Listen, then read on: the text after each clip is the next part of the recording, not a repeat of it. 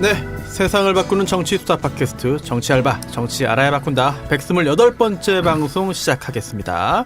네, 지난 방송부터 약간 이상하네요. 네, 지난 방송에도 나오셨던 이제 그 정청래 의원님 그리고 남태호 배우님 함께 자리하고 계시고요. 안녕하세요. 네, 국정감사 마치고 아주 어렵게 급하게 올라오신 손혜원 의원님도 전주에서 오늘 전라남북도랑 전북대학교랑 다 했는데 끝나고 오늘 뭐 한옥마을이랑 공연도 못 나누는데 그냥 끝나자마자 그냥 냈다 차로 왔어. 차로. 얼마나 걸렸습니까? 올라오시는데? 2시간 정도 걸린 것 같아요. 금방 올라오네요.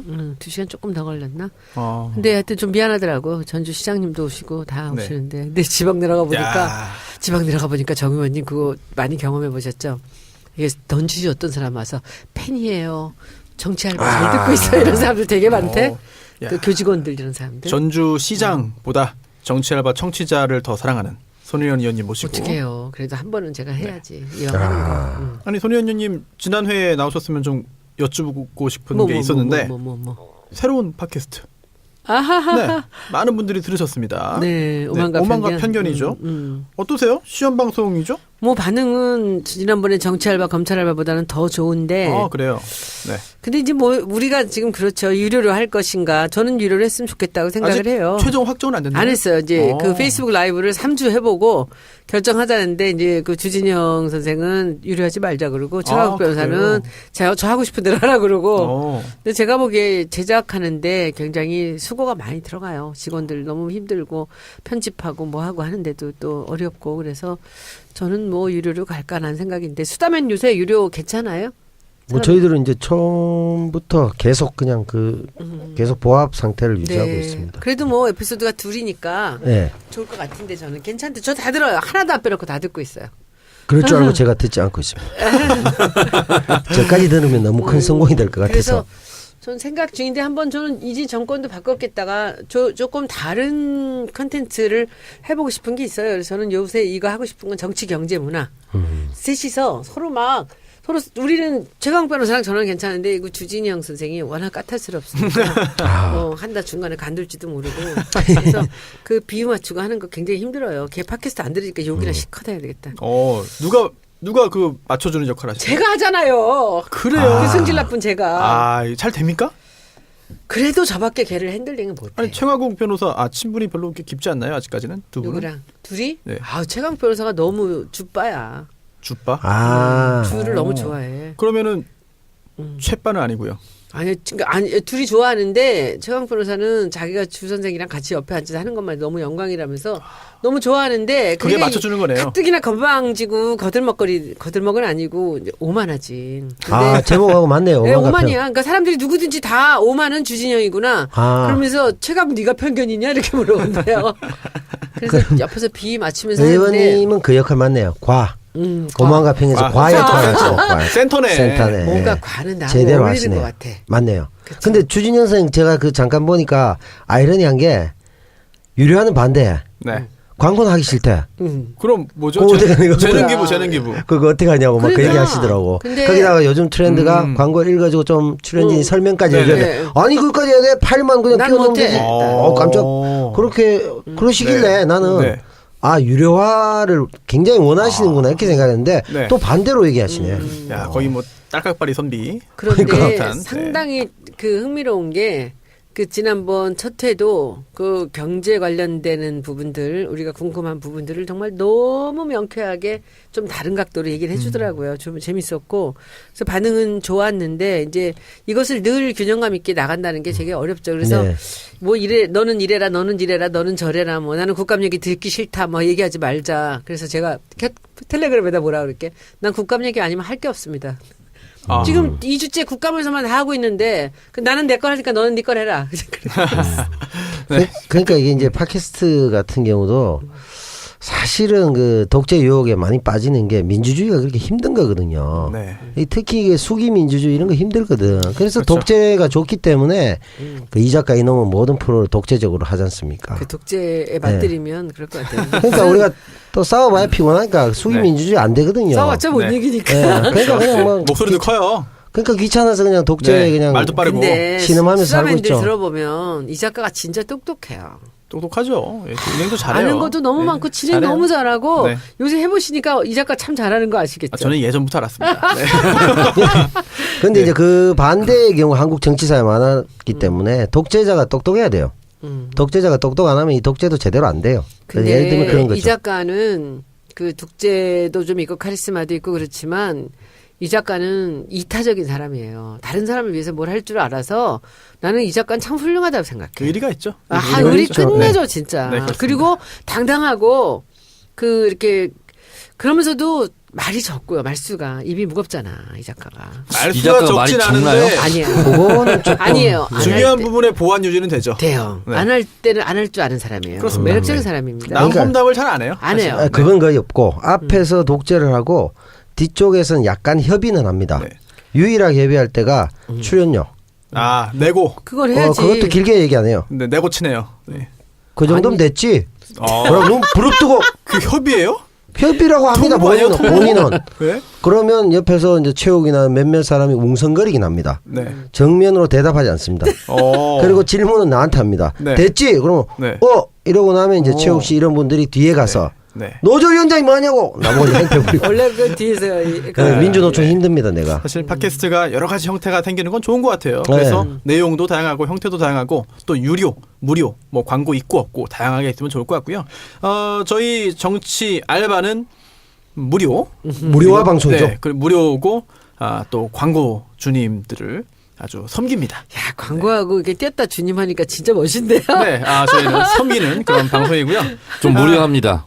진행하시죠, 계속. 알겠습니다. 그 얘기 하실 줄 알았습니다. 알겠습니다. 네.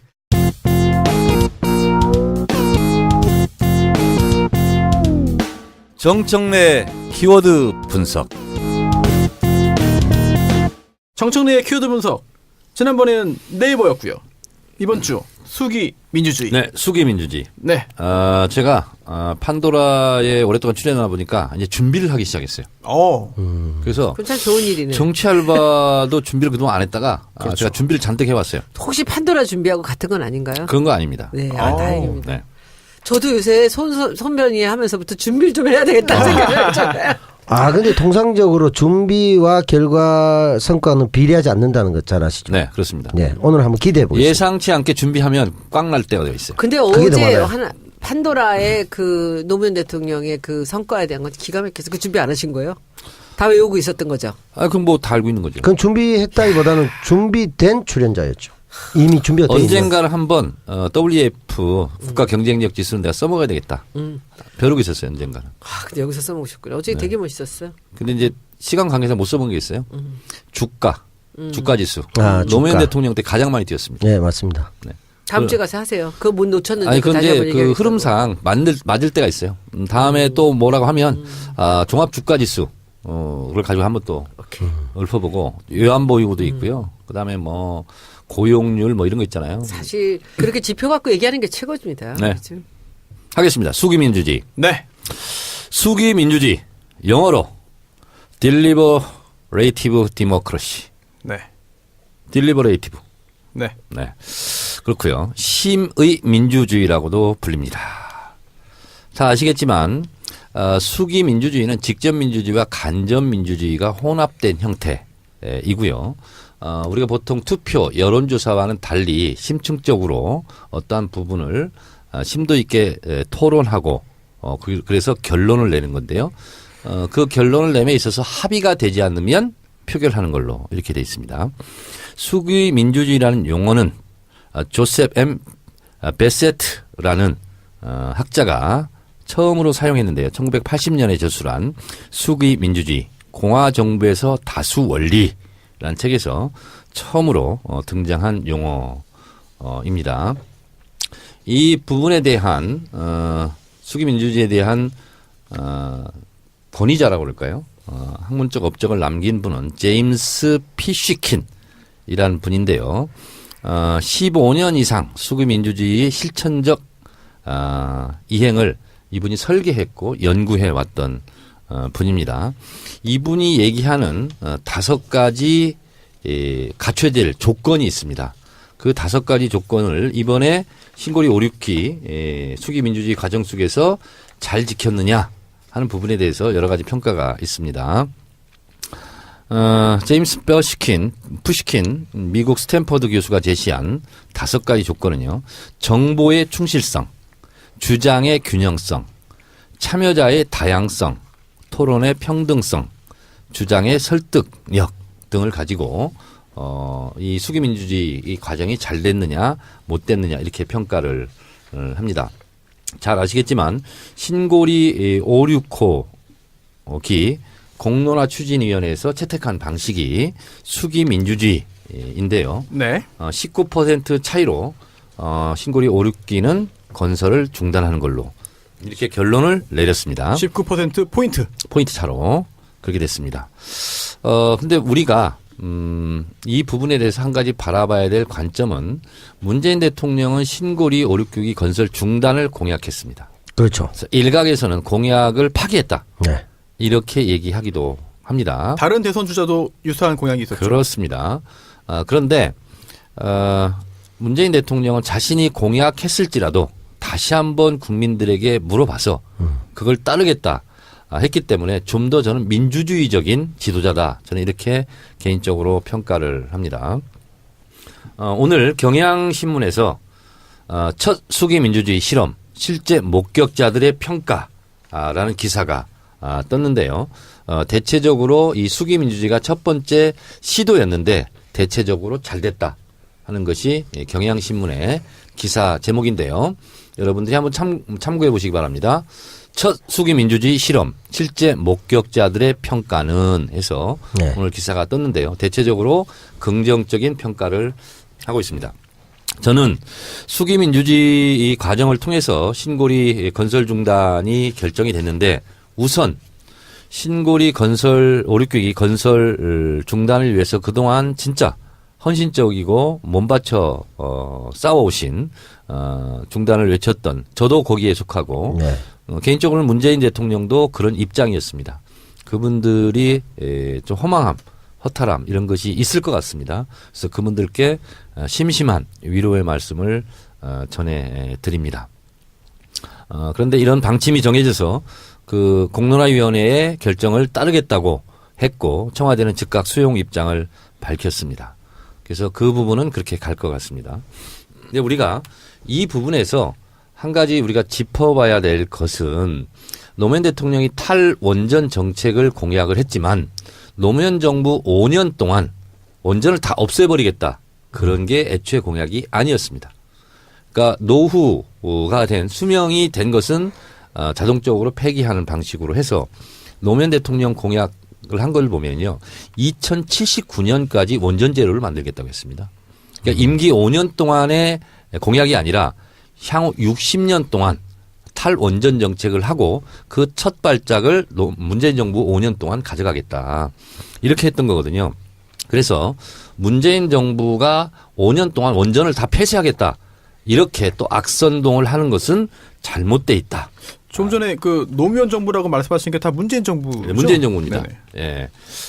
노무현 문재인 정부가 뭐 거의 갔기 때문에 그렇게 저도 자꾸 지금 실언을 하고 있는 것 같습니다. 반정부 인사십니까? 아닙니다. 항상 헷갈리더라고. 얘기하다 보면. 그래요? 아니, 이게 네. 첫 단추가 중요한 것 같아요. 제가 노무현 대통령 때 정치를 시작했잖아요. 네, 입문을 하고. 네. 그래서 자꾸 노무현 대통령이 입에 뱄어요. 이해해 주시고요. 네. 그래서 문재인 정부의 탈원전 정책을 요점만 잠깐 말씀드리면 깨끗하고 안전한 대한민국을 목표로 탈원전의 시동을 문재인 정부에서 걸고 있는데요. 2030년까지는 재생에너지 비율이 20%로 확대되어 줄어드는 원자력 발전량은 재생에너지 개발을 통해 채워질 그런 방안을 갖고 있었습니다. 그래서 원전 제로 시대는 약 60년의 시간이 소요되고요. 가동 원전을 2017년 24기에서 2030년 16기 2040년 12기로 줄이고 2019년 비로소 원전 제로가 된다. 이런 장기적인 플랜을 갖고 있었습니다. 2079년이죠? 그렇습니다. 마지막에. 2079년. 네. 그런데 이것이 진짜 차질이 좀 빚어진 것은 어쩔 수 없는 것 같습니다. 그래서 신고리 569기 이 부분이 이제 건설이 중단될 수밖에 없는 이런 상태입니다. 신고리 569기가 왜 이렇게 심각했냐면 2016년 9월 12일 경주 지진 이후 600여 차례가 넘는 지진 등이 일어났습니다. 씁니다. 이게 상당히 좀 위험한 거죠. 그리고 방사성 폐기물, 환경 비용, 사고 위험 비용, 갈등 비용 등 사회적 비용을 감안하면 원자력의 경제적 비용은 늘어날 가능성이 더 훨씬 크다는 거죠. 그리고 앞으로 대체 에너지가 개발되고 했기 때문에 무공해 안전한 그런 재생에너지, 신대체 에너지로 앞으로 에너지 충당을 하겠다. 이렇게 이제 발표를 한 거죠. 근데 그것이 이제 계획에 수정을 이제 가할 수밖에 없는 그런 상황이 됐다. 이렇게 되고요. 저는 이번에 공론화위원회의 이 과정을 보면서 2박 3일 합숙도 했더라고요. 네. 그래서 반대편, 건설 반대 그리고 건설 찬성 양쪽의 전문가들이 나와서 발제도 하고 이렇게 했는데 그것이 뭐 불공정했다. 내부에 이제 이런 시비거리가 없는 건 아닙니다. 디테일한 문제로 들어가 보면 그러나 이것이 전 국민적으로 이 부분이 그렇게 부정적인 평가를 받고 있는 것 같지는 않습니다. 그래서 한번 시도했던 이 수구 민주주의가 다른 분야에까지 좀 확대되는 것이 어떻겠느냐 이런 여론을 지금 형성하고 있는 것 같습니다. 저는 직접 민주주의와 간접 민주주의 형태가 혼합돼서 이렇게 집단적으로 한번 어떤 문제에 대해서 깊이 있게 들여다보고 공부하고 토론해서 내는 이 도출 과정 이것은 역대 정부에서 없었던 첫 번째 실험이었고 그래서 지금 좀 부족한 부분이 있다면 좀 더 보완해서 이렇게 국가 정책을 갈등을 유발할 수 있는 정책 같은 경우는 이렇게 합의해 나가는 과정이 앞으로 필요하지 않겠는가. 이것이 숙의 민주주의이면서도 성숙 민주주의 아닌가 그런 생각을 해봤습니다. 네, 말씀 잘 들었고요. 저도 굉장히 긍정적으로 지금 지켜봤는데 남배우님 하나 좀 질문 드릴까요? 궁금한 게 있습니다. 네. 이번에 사실 그 원전 관련해서 찬성하는 분도 계셨고 네. 또 반대하는 분도 계셨습니다. 뭐 팽팽했죠. 처음에 시작할 때. 그런데 결국 이 수기 민주주의 절차를 거쳐서 나온 그 결론에 대해서 과연 그 반발이 없었는지 뭐 그 부분에 대한 여론은 어땠는지 좀 궁금하네요. 반발은 충분히 있었고요. 그 그런가요? 이후에도 탈원전에 대한 것들을 꾸준히 얘기하겠다고 얘기했고, 뭐 그건 당연히 이제 소신이고 정책적으로도 맞다고 판단하신 분들은 계속적으로 이제 탈원전 해야 된다 얘기를 하실 것 같은데, 네. 앞서 말씀하셨듯이 우리가 실험해 보지 못했던 그 민주주의적 절차나 과정을 통해서 문재인 대통령도 자신 입장과 반대되기는 하지만 어쨌든 이런 과정들을 통해서 우리가 한층 성숙해졌다. 이런 부분은 굉장히 큰 성과 같아요. 그래서 오히려 이 원래 굉장히 반대했던 분들 입장에서도 좀 서운하지만 네. 이 참 성숙한 이런 네. 그 수기 민주주의 과정을 이 정부가 도입했다는 것에 대해서는 칭찬하는 것 같아요. 네, 결국은 뭐 모두가 인정할 수 있는 결론이었다라는 근데 이제 점에서 네. 아쉬운 건 이런 부분이 있죠. 아무래도 네네. 이제 원전을 개발하고 원전을 만들고 이런 부분들이 훨씬 더 여론을 많이 장악할 수 있고 전문성도 많이 갖고 있고 뭐 이런 여러 가지 부분들이 있기 때문에 이런 그 얘기를 할 때 상대적으로 여러 가지 그 대응 논리나 과학적 분석이나 이런 부분들에서 조금 기울어진 게 아니냐 이런 얘기는 있을 수 있다고 봐요. 그래서 향후에 다른 문제를 논의할 때도 충분히 그런 조금 네. 이해될 수 있을 정도의 균형을 좀 맞춰주고 이렇게 결론이 난 다음에 네. 더 성숙하지 않을까. 아무래도 이쪽은 원전에 대해서 너무 많은 연구를 하고 이제 네. 여론을 장악하고 어느 정도 나왔기 때문에 네. 좀 시민단체나 이쪽이 좀 불리하지 않았나 이런 부분이 있는 것 같아요. 손 의원님 일단 이 수기 민주주의 방식에 대해서는 뭐 긍정적으로 보시나요? 원래 문재인 대통령 이런 사람이에요. 많이 듣고 그리고 들어줘요. 그리고 자기가 보기에 아니라고 생각하면은 네. 단호하게 얘기를 하고요. 그렇다고 생각하면 자기 생각을 바꾸거든요, 그분이. 박원순 시장도 서울시 행정에 좀 상시 적용하겠다라는 말도 했네요. 그거 아무나 할 수 있는 게 아닙니다. 누가 이거를 또 추진하고 누가 이끌어 나가냐에 따라서 이게 저는 다를 수 있다. 사실 이번에 이 탈원전으로 이 일을 시작할 때 저는 내가 문재인 대통령이 원래부터 아주 오래 전부터 이 사람은 원전은 아니다.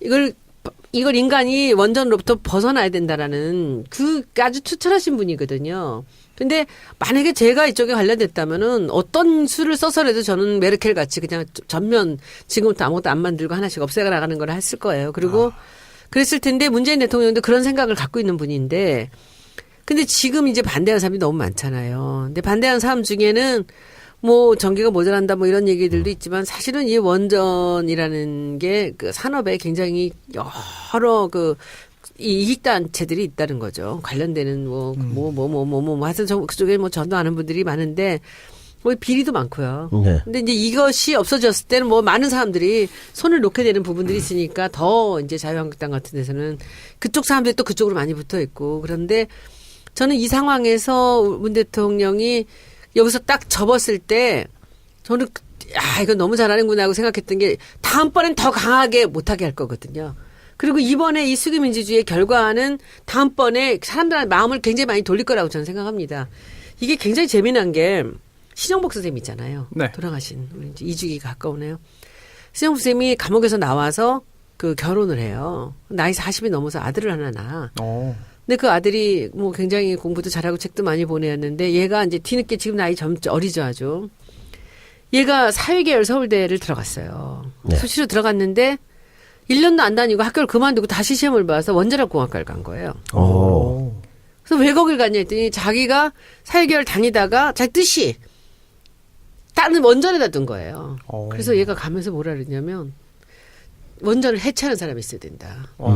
이 기술자가 있어야 된다. 그쪽으로 갔어요. 지금 이제 박사과정이 있어요. 근데 진짜 신영복 아들답죠. 대단하네요. 네, 그러니까 사회계열을 들어갔다가 이 원전 사고가 나고 막 이러는 걸 보면서 내가 원자력공학과 가서 이걸 해체하는 기술자가 되겠다라고 갔어요. 무서운 놈이지 가만 보면. 근데 큰 돈도 벌고 가네요. 그러니까 네. 그래서 저는 이 문재인 대통령이라는 사람이 이 할 만한 일이에요. 그리고 이 숙이라는 거에 숙자가 읽는다는 거잖아. 먹을 때가 돼서 떨어지는 거거든요. 네. 그렇죠. 그러니까 그리고 의자가 이 의로울 의자 앞에다가 말씀 언변이 붙으면 국회의원들 의잖아요. 토론하는 사람들이거든. 서로 얘기를 하는 사람들인데 익어서 떨어질 때까지 결론이 날 때까지 얘기를 하는 거죠. 그러니까 숙이라는 거는 정말 그 숙자가 정말 성숙한 단어거든요. 요게. 그러니까 숙자로서 그 숙으로 토론을 하는 거죠. 그러니까 서로 납득될 때까지 하는데 이번에는 이제 그 조사를 통해서 네. 했죠. 그러면은 이번에 만약에 우리 쪽 이게 원전을 이제 탈원전을 하자라는 쪽이 점수가 많이 나왔다면 다음번에 다 일하기 좀 어려웠을지도 몰라요. 근데 이번에도 사실 탈원전 하자는 쪽은 많긴 했습니다. 그러니까 근데 이번에 19%로 건설을 계속 해야 된다라고 결론을 내린 이유는 신고리 5, 6기가 이미 공사가 들어갔어요. 그렇기 때문에 거기서 나오는 피해, 손해액 이런 거 있잖아요. 이것 때문에 사실 결론이 난 거예요. 다만 이미 시작한 거니까 중단하는 데는 피해가 너무 크니 손해가 너무 크니 일단 가자. 그러나 탈원전 정책은 맞다. 그래서 탈원전 정책에 대한 지지는 더 높아졌어요. 오히려. 네. 네, 높아졌고요. 야권에서 또 이런 말에 대해서는 어떻게 반박했을까요? 법적인 법적인 근거가 없다. 이 수기민주주의 뭐 다 좋다. 그런데 이걸 가지고 해가지고 일단 멈춰놓고 이걸 통해 가지고 의사결정하는 게 뭐 법적인 근거가 있냐? 사과해라. 라고 말을 합니다. 걔들 말은 들을 거 없어. 네. 이것은 정부의 정책으로 충분히 할 수 있는 거죠. 우리가 법으로 하지 않고 대통령 시행령으로 하는 게 굉장히 많습니다. 그렇게 이해를 하시면 좋을 것 같고, 그래서 문재인 정부는 방향을 선회했습니다. 원전을 짓고 수출하는 걸로 돈을 벌지 않고 앞으로 해체하는 걸로 기술을 전환을 하겠다. 네. 그래서 해체 기술도 수출할 수 있지 않습니까? 예. 전 세계에 퍼져 있는 원전을 해체하는. 그런 면에서 본다면 신영복 선생의 아드님은 아주 잘 간 것 같아요. 어린 나이. 그게 그 손변이 얘기하신 네. 돈도 많이 벌겠네라는 말이 맞네요. 아니 많이 벌 것 같아요. 그런데요, 그 네. 세계에 몇 명 있겠어요? 또 많이 벌어야죠. 예, 정말 좋네요. 그 미래를 예측해가지고 한다면 좋은 일일 뿐만 아니라 돈도 많이 벌면 얼마나 좋겠습니까? 그렇죠. 그리고 아까 잠깐 나온 얘기 같은데 이제 전력 수급 같은 거 얘기하고 그러는데요. 네네. 전력 예비율이 120%가 넘어버렸습니다. 전력 예비율이라는 것은 어떤 거냐면 우리가 여름이나 겨울 최대 피크치. 네. 예를 들면 전력이 100이 필요하다. 네. 근데 20이 남는 겁니다. 네. 20이 남아서 우리가 안정적이다 하는 건데 20은 그만큼 낭비입니다. 어떤 면에서 그렇죠. 보면. 그렇죠. 전력 설비를 다 그렇죠. 갖추는데 수조 원이 걸리잖아요. 네. 그 20%는 놀고 있어요. 물도 그래요. 예를 들면 100명 직원이 필요한데 120명을 뽑아가지고 20명은 놀고 있어요. 그거는 경영 그랑 똑같은 거거든요. 네. 그래서 전력 수급률이 120%가 넘어야 안정적이다라는 기준이 없답니다. 그래요. 지금까지 네. 원전을 계속 지어야 된다는 명분 논리로 이용된 거예요. 전력 수급률은 105% 내면 된다는 거예요. 왜냐하면 네. 제일 전력량이 많았을 때보다 5%가 많은 거예요. 그러니까. 그럼 평상시는 안정적이지 않습니까? 그렇죠. 그래서 전력 거래소장을 했고 현재 IAEA 네. 자문위원도 했던 국제 원자력 기구인가요? 그렇죠. IAEA. 그 아주 된가요? 김영창 교수가 이런 사실을 처음으로 지금 얘기하고 있죠. 이번에 그 수기민주주의 그 발표한 사람 누구예요? 김지영 전 대법관이요? 전 대법관. 멋있더라. 예, 그 노동법 관련해가지고 멋지더라. 전문가고. 제가 볼 때는 좀 뭐랄까 비디오적으로도 굉장히 멋있어가지고 아니 목소리랑 이런 네. 톤이랑 이런 게 마치 지난번에 그 탄핵 의결? 탄핵 네. 의결했을 때 그 이정미 법관 네네. 같은 식으로 남자 그런 버전인 네. 것 같아요. 30년 멋있었어요. 후에 멋있었어요. 손수 변호사도 그런 역할을 하면 잘할 수 있어요. 더 잘하지 그 정도는 더 네. 낫지. 비주얼 그러니까. 되고. 갑자기 아, 그건 말도 안 되는 소리 같아. 그죠? 넘어갑시다. 그러니까요. 네. 아재 개그보다 더 재미없는 얘기가 그렇지, 나왔습니다. 그렇지. 네. 이게 근데 만약에 이 의제 말고 뭐 다를 수 있겠지만 예를 들면 뭐 친일파 문제나 뭐 뜨거운 거 있잖아요. 그럴 때 이제 예를 들면 그 고민도 좀 있을 수 있을 것 같아요. 예를 들어 YS 같으면 뭐 예전에 뭘 할 때 그거 좀 고민을 해보고 이렇게 비교해 쓸데없는 소리하고 사람 해! 뭐 이러고 바로 해서 그렇네요. 하나의 뭐 이런 뭐 박찬종 변호사랑 없앤 거 이런 게 똑같이 있잖아. 얘기했지. 예를 들면 좀 독재적이지만 네네. 전두환이랑 비슷한데요? 그런가? 아니 전두환 두 분이 또 차라리 더 말을 들어주는 두 분이 편이었네요. 폴고 하는 건 좀 비슷하잖아요. 그래서 예. 그런 면에서 아니 보면 목소리가 아 그런 면에서 고민도 조금 있을 수도 근데 있을 것 같아요. 제가 요새 이상하게 제가 문바 같은 이상한 티를 내는데 아니, 누가 봐도 그런데 그건 뭐. 근데 옛날에는 별로 티 나요. 티 나요. 티 나요. 근데 이게 왜냐하면 편을 좀 들어줘야 되는 거. 딴 사람들 그 어린 시절에 이 사람의 성향을 잘 모르잖아요.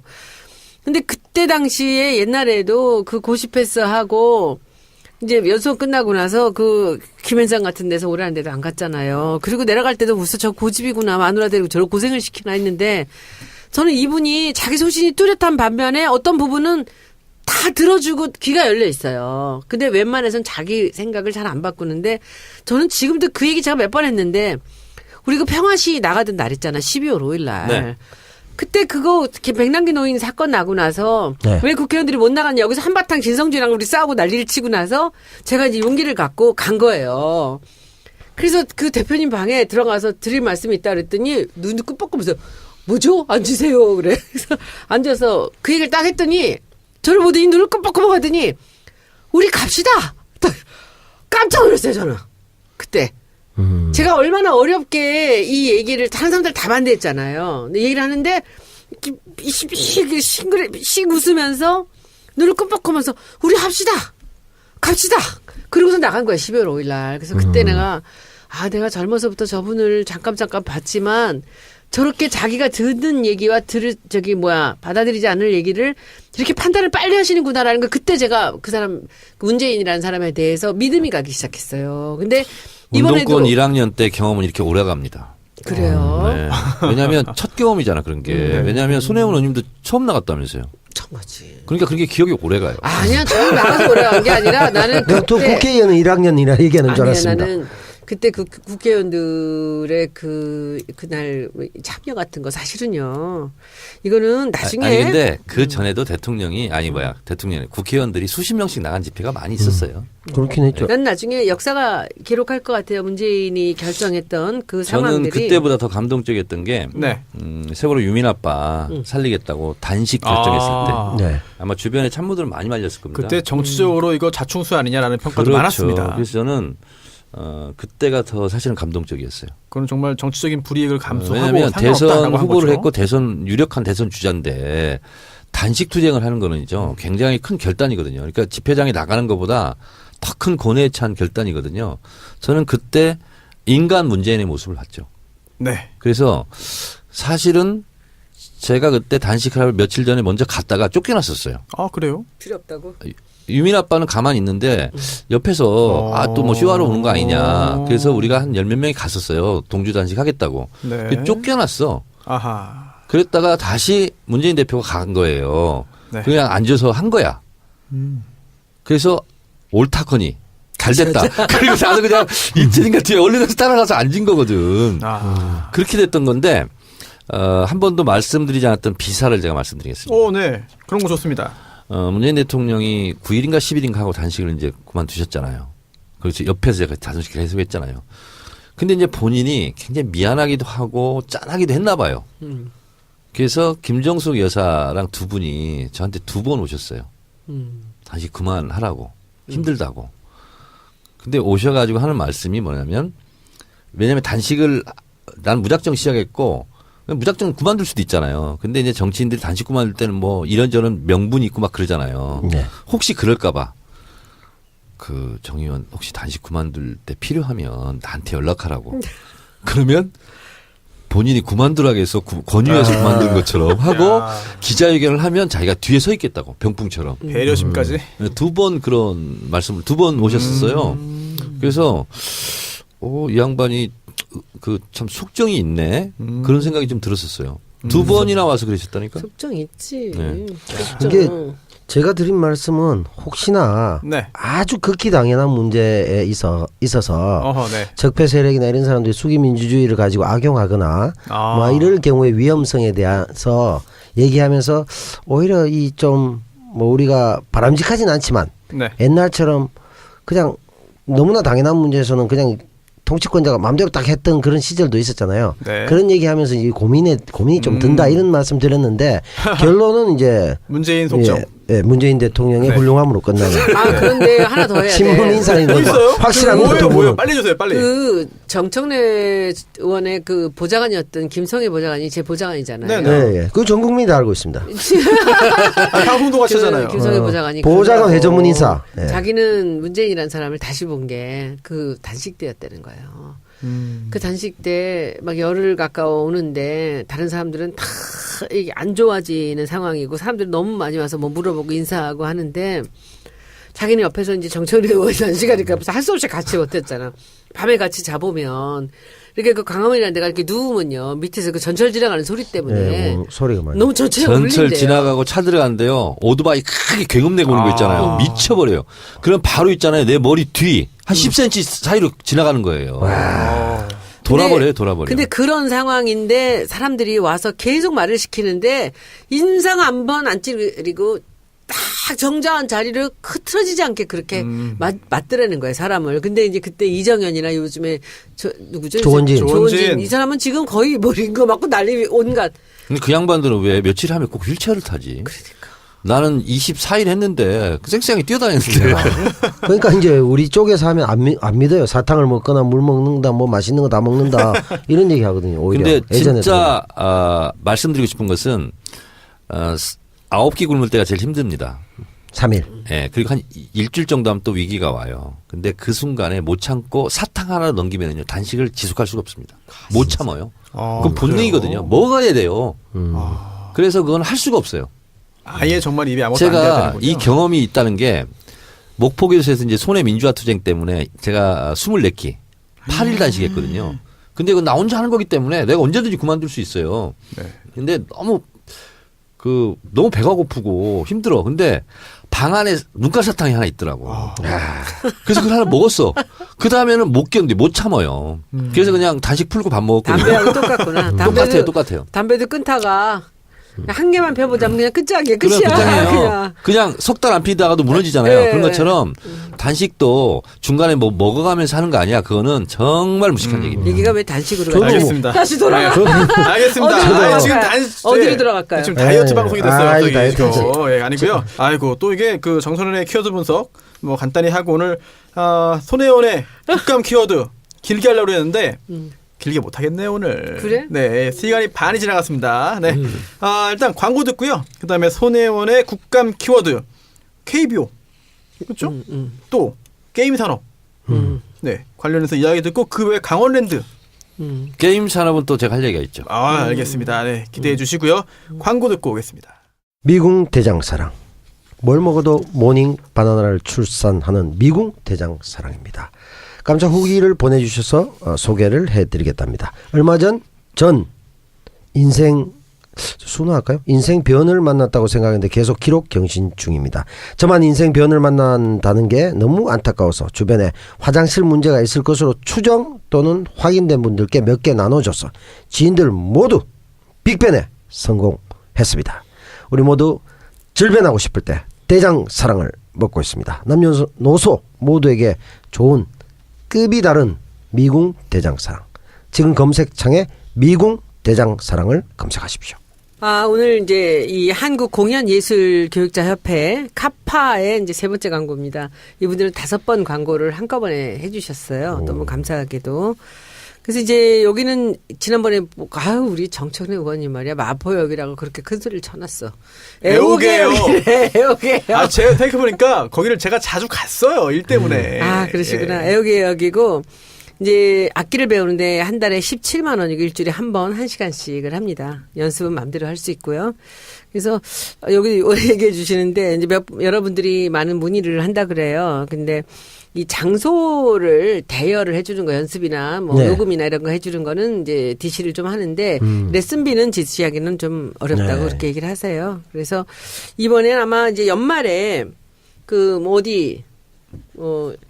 단체로다 무슨 이제 발표를 한다든지 할 때 그 음악을 선정해주고 춤을 가르쳐주고 하는 것도 3번 정도 하면은 어떤 사람도 다 노래 한 곡을 맞춰서 댄스를 출 수 있는 그게 가능하다는 거예요. 그래서 그렇게 해주고 그리고 이제 그 연말에 기업체 행사 같은데 밴드도 가능하고요. 단체 댄스 이런 것들 이제 하는 것 아주 효율적으로 할 수 있다라는 거. 그리고 이제 악기는 제일 관심 들을 사람들이 많이 갖는 게 드럼이라 그러네요. 뜻밖이에요. 저는 기타를 할 건데.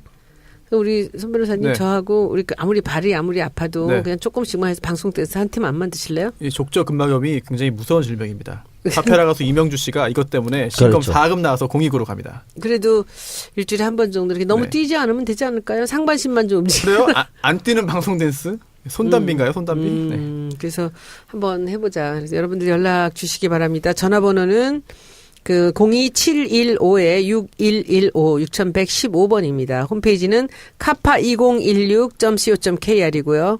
그리고 이 마포경찰서 바로 옆에 아현동 424에 14번지입니다. 그래서 춤과 노래 그리고 악기에 관심이 있으신 분들은 여기서 아마도 오랜 수건을 풀 수가 있는 이제 그런 곳이 될 것입니다. 카파 여러분들 문의 주십시오. 02715-6115입니다. 네, 많은 관심 부탁드리겠습니다. 그리고 광고주 여러분께도 감사드리고요.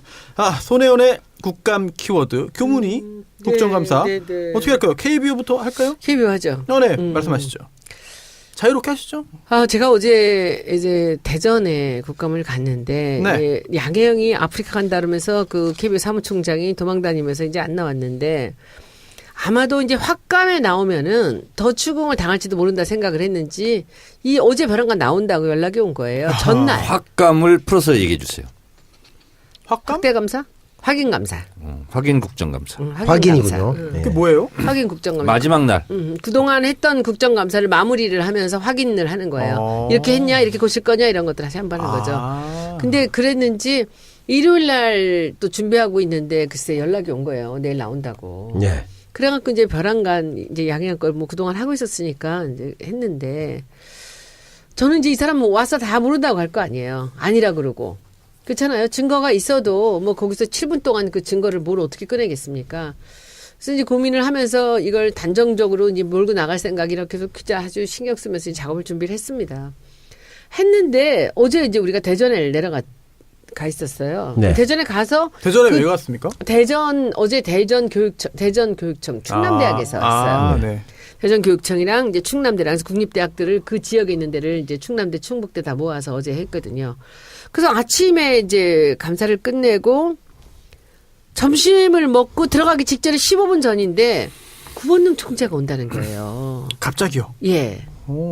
그래서 오늘 깜짝 놀란 게 왜 이렇게 벼랑간 오는지도 너무 이상하고 그리고 둘 다 안 오고 분명히 양혜영만 나가게 해주면 본인은 안 부를 거냐라는 이런 컨택이 있었거든요. 그래요? 근데 양혜영이 오는데 오는 거예요. 지금 생각해보면 그것도 너무 이상한 거야. 네. 호위무사로 온 거예요.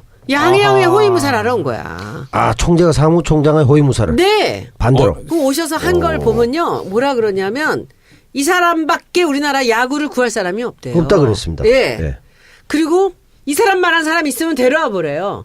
근데 그건 재벌 회장이잖아요, 그분은. 네. 네. 도대체 이 사람한테 왜 이렇게까지 하는지 제가 어제 했던 거 보셨어요? 봤습니다. 약점 잡히셨다라는 소문도 있습니다. 왜 이러십니까? 아, 네, 영상 봤습니다. 네, 근데 정말 너무 기가 막히고 그랬더니 이제 이분이 많이 이렇게 좀 업셋이 된 거예요. 흥분을 해가지고는. 그래서 그럼 책임지셔야 될 거 아닙니까? 했더니 자기 네. 책임지겠다고. 그러면 사퇴를 하실 거냐고 그때 하겠대요. 의외로 속 시원하게. 울고 싶은데 뺨 때려줘서 고맙대요. 네. 사퇴하겠대요. 당장 하시라고. 네. 그리고 양양 데리고 같이 하시라고. 그때 같이 하겠대요. 그래요? 당장 하겠대요. 이렇게 대답 쭉 했거든요. 3번을 제가 얘기했어요. 어차피 올해 그만둘 친구입니다. 그만두는 게 아니고요. 중간에 잘라야 됩니다. 지금 잘라야 다시 야구계에 접해해서 이 사람이 물러나는 겁니다. 제가 저는- 괜히 이렇게 헛소리 하는 거라고 생각하십니까? 저는 전혀 그렇게 생각 안 합니다. 그러니까 문제가 있는 겁니다. 아, 국내 경화가 일어나는 문제는 겁니다. 저한테였습니다. 그러니까 저한테는 없습니다. 총리님과 이상총장 함께 어차피 물러나시면 어떻겠습니까? 이 문제 책임지고. 깨끗이 그만두겠습니다. 그럼 같이 물러나십시오. 그렇지 않아도 울고 싶은데 방 때리시 감사합니다. 그러니까 혼자 말고요. 같이 예. 물러나 주십시오. 예, 그렇습니다. 같이 물러나시겠습니까? 그렇게 하기로 했는데 네. 이제 그 안에 또 이제 우리 내부 고발자 많이 있지 않겠습니까? 예, 예. 둘이 하나하나 따로따로 들어와가지고 아무 얘기도 안 하고 각방에 들어가 있었대요. 아, 복귀해서요, 사무실에? 복귀해서 그러더니 어머 세상에 한 2시간쯤 지났는데 홧김에. 아니 들어보세요. 이게 제가 이제 하고 나서 기사가 엄청 많이 나왔어요. 기사가 네. 구본능 그 양양과 함께 동반 사퇴하기로. 근데 2시간 지나서 그 모든 기사를 한 문구를 고친 거야. 연말에 사퇴하기로. 연말은 임기 말이에요. 아니, 임기가 끝나는 거 아닙니까? 근데 이 그냥 사퇴하는 게 아니라 이게 나중에 알고 보니까 양혜영이 총재를 꼬셨다는 건 네. 홧김에 말한 거지 사퇴 안 하겠다. 앞에 홧김을 넣고. 네, 그리고는 연말에 하겠다. 아니, 국정감사장에서 근데 뭐예요? 기사에는 연말에 한다. 그러니까 일반인들은 모르잖아요. 모르죠. 마지막에 연말이 임기 말인지를 모르잖아요. 네. 그러니까 사퇴하는 것이 마치 연말인 것 같이 이런 꼼수를 쓰면서 교활하게 바꿔놓은 거예요. 아니, 그리고 당장이라고 했잖아요. 당장이라 그랬지. 네. 그래서 제가 이제 그것들을 지금 이제 작업을 다시 하고 우리한테는 확감 있지 않습니까? 그래서 여기서 해서 정 의원님 이거를 고발을 좀 할 수 있어요? 위증도? 그러면 얘가 제가 물었는데 이렇게 물었어요. 제가 이제 또 그것도 제보를 받았거든. 그 김기춘이 이번에 2월 달에 저기 증인으로 나갔잖아요. 검찰에. 특검에 나갈 때 양혜영이 막 어둥지둥하면서 전화를 걸더래요. 윤이라는 사람한테. 윤이라는 사람이 저기 김기춘 보좌관을 이 양혜영이랑 같이 했던 사람이래요. 여기도 같이 있었고. 근데 전화를 하더니 그 김기춘이 가는데 네가 보디가드로 좀 같이 가라. 이렇게 전화를 했다는 거예요. 그래서 그 윤이 보디가드로 같이 모시고 나갔다는구만. 옛날 주군을. 그 얘기를 제가 들었는데 제가 양혜영한테 물었죠. 그 김기춘하고는 최근에 만난 게 언제냐. 그때 나한테 딱 걸려들은 거야. 그 자기 보좌관을 은퇴하고 나서 한 번도 본 적이 없다는 거예요. 보좌관. 그게 벌써 언제인지 몰라. 근데 그게 10년도 더 전 얘기예요. 거짓말도 그런 거짓말이 있어. 그래서 2027년 2월에 저기 보디가드 소개하면서 하지 않았느냐. 네. 아니래. 딱 잡았대요. 근데 그게 제가 녹취를 해놨어요. 오. 그럼 그 위증으로 제가 고발해도 되죠? 네, 그럼요. 마지막 날. 고발할 때요. 교문위원회 이름으로 고발하는 게 제일 무게감이 있고요. 그러면 이제 그건 곧바로 수사 들어갈 겁니다. 지난번 청문회 때처럼. 근데 이제 자유한국당이 이런 합의를 안 해주면 그냥 우리 당 교문위 소속 의원 일동 이렇게 해가지고 고발하십시오. 좀 뭔가 본인의 언행에 책임지는 그런 좀 상황이 좀 발생했으면 좋겠습니다. 그리고 확인 국감 때 이제 고발은 고발이더라도 문체부 장관 어떻게 할 건지. 어떻게 조치할 건지 그렇죠. 예, 그것도 이제 물어보시고 그리고 이제 대한체육회장도 올 거 아닙니까? 대한체육회장한테도 이렇게 국감장에서 얘기하고 연말로 밀어버린 것은 이것도 위증이다. 대한체육회에서는 어떻게 조치할 건지 이것까지 같이 물어보세요. 게임 쪽으로 한번 넘어갈까요 이제? 네네. 네, 게임 산업 관련해서도 문제가 좀 있고 그래서 난리가 게임업계 났죠, 지금. 네, CEO들 좀 불렀잖아요. 나왔습니까? 안 나왔지 아무도. 안 나왔습니까? 그럼 진행이 어떻게 됐나요? 이게 이제 뭐냐면은 확률형 게임에 대한 문제예요. 제가 얘기하는 게. 그러니까 그렇습니다. 실력으로 하는 게 아니라 그냥 돈질을 하면서 그냥 끝까지 가서 결국은 뭐 초등학교 애가 자기 엄마 카드로 4천만 원을 그냥 하루 만에 쓴 경우들도 있고 그런데 이 게임을 잘 모르시는 분들은 이게 확률형 아이템이 뭔지 잘 모르시거든요. 남배우님 게임 좀 하시나요?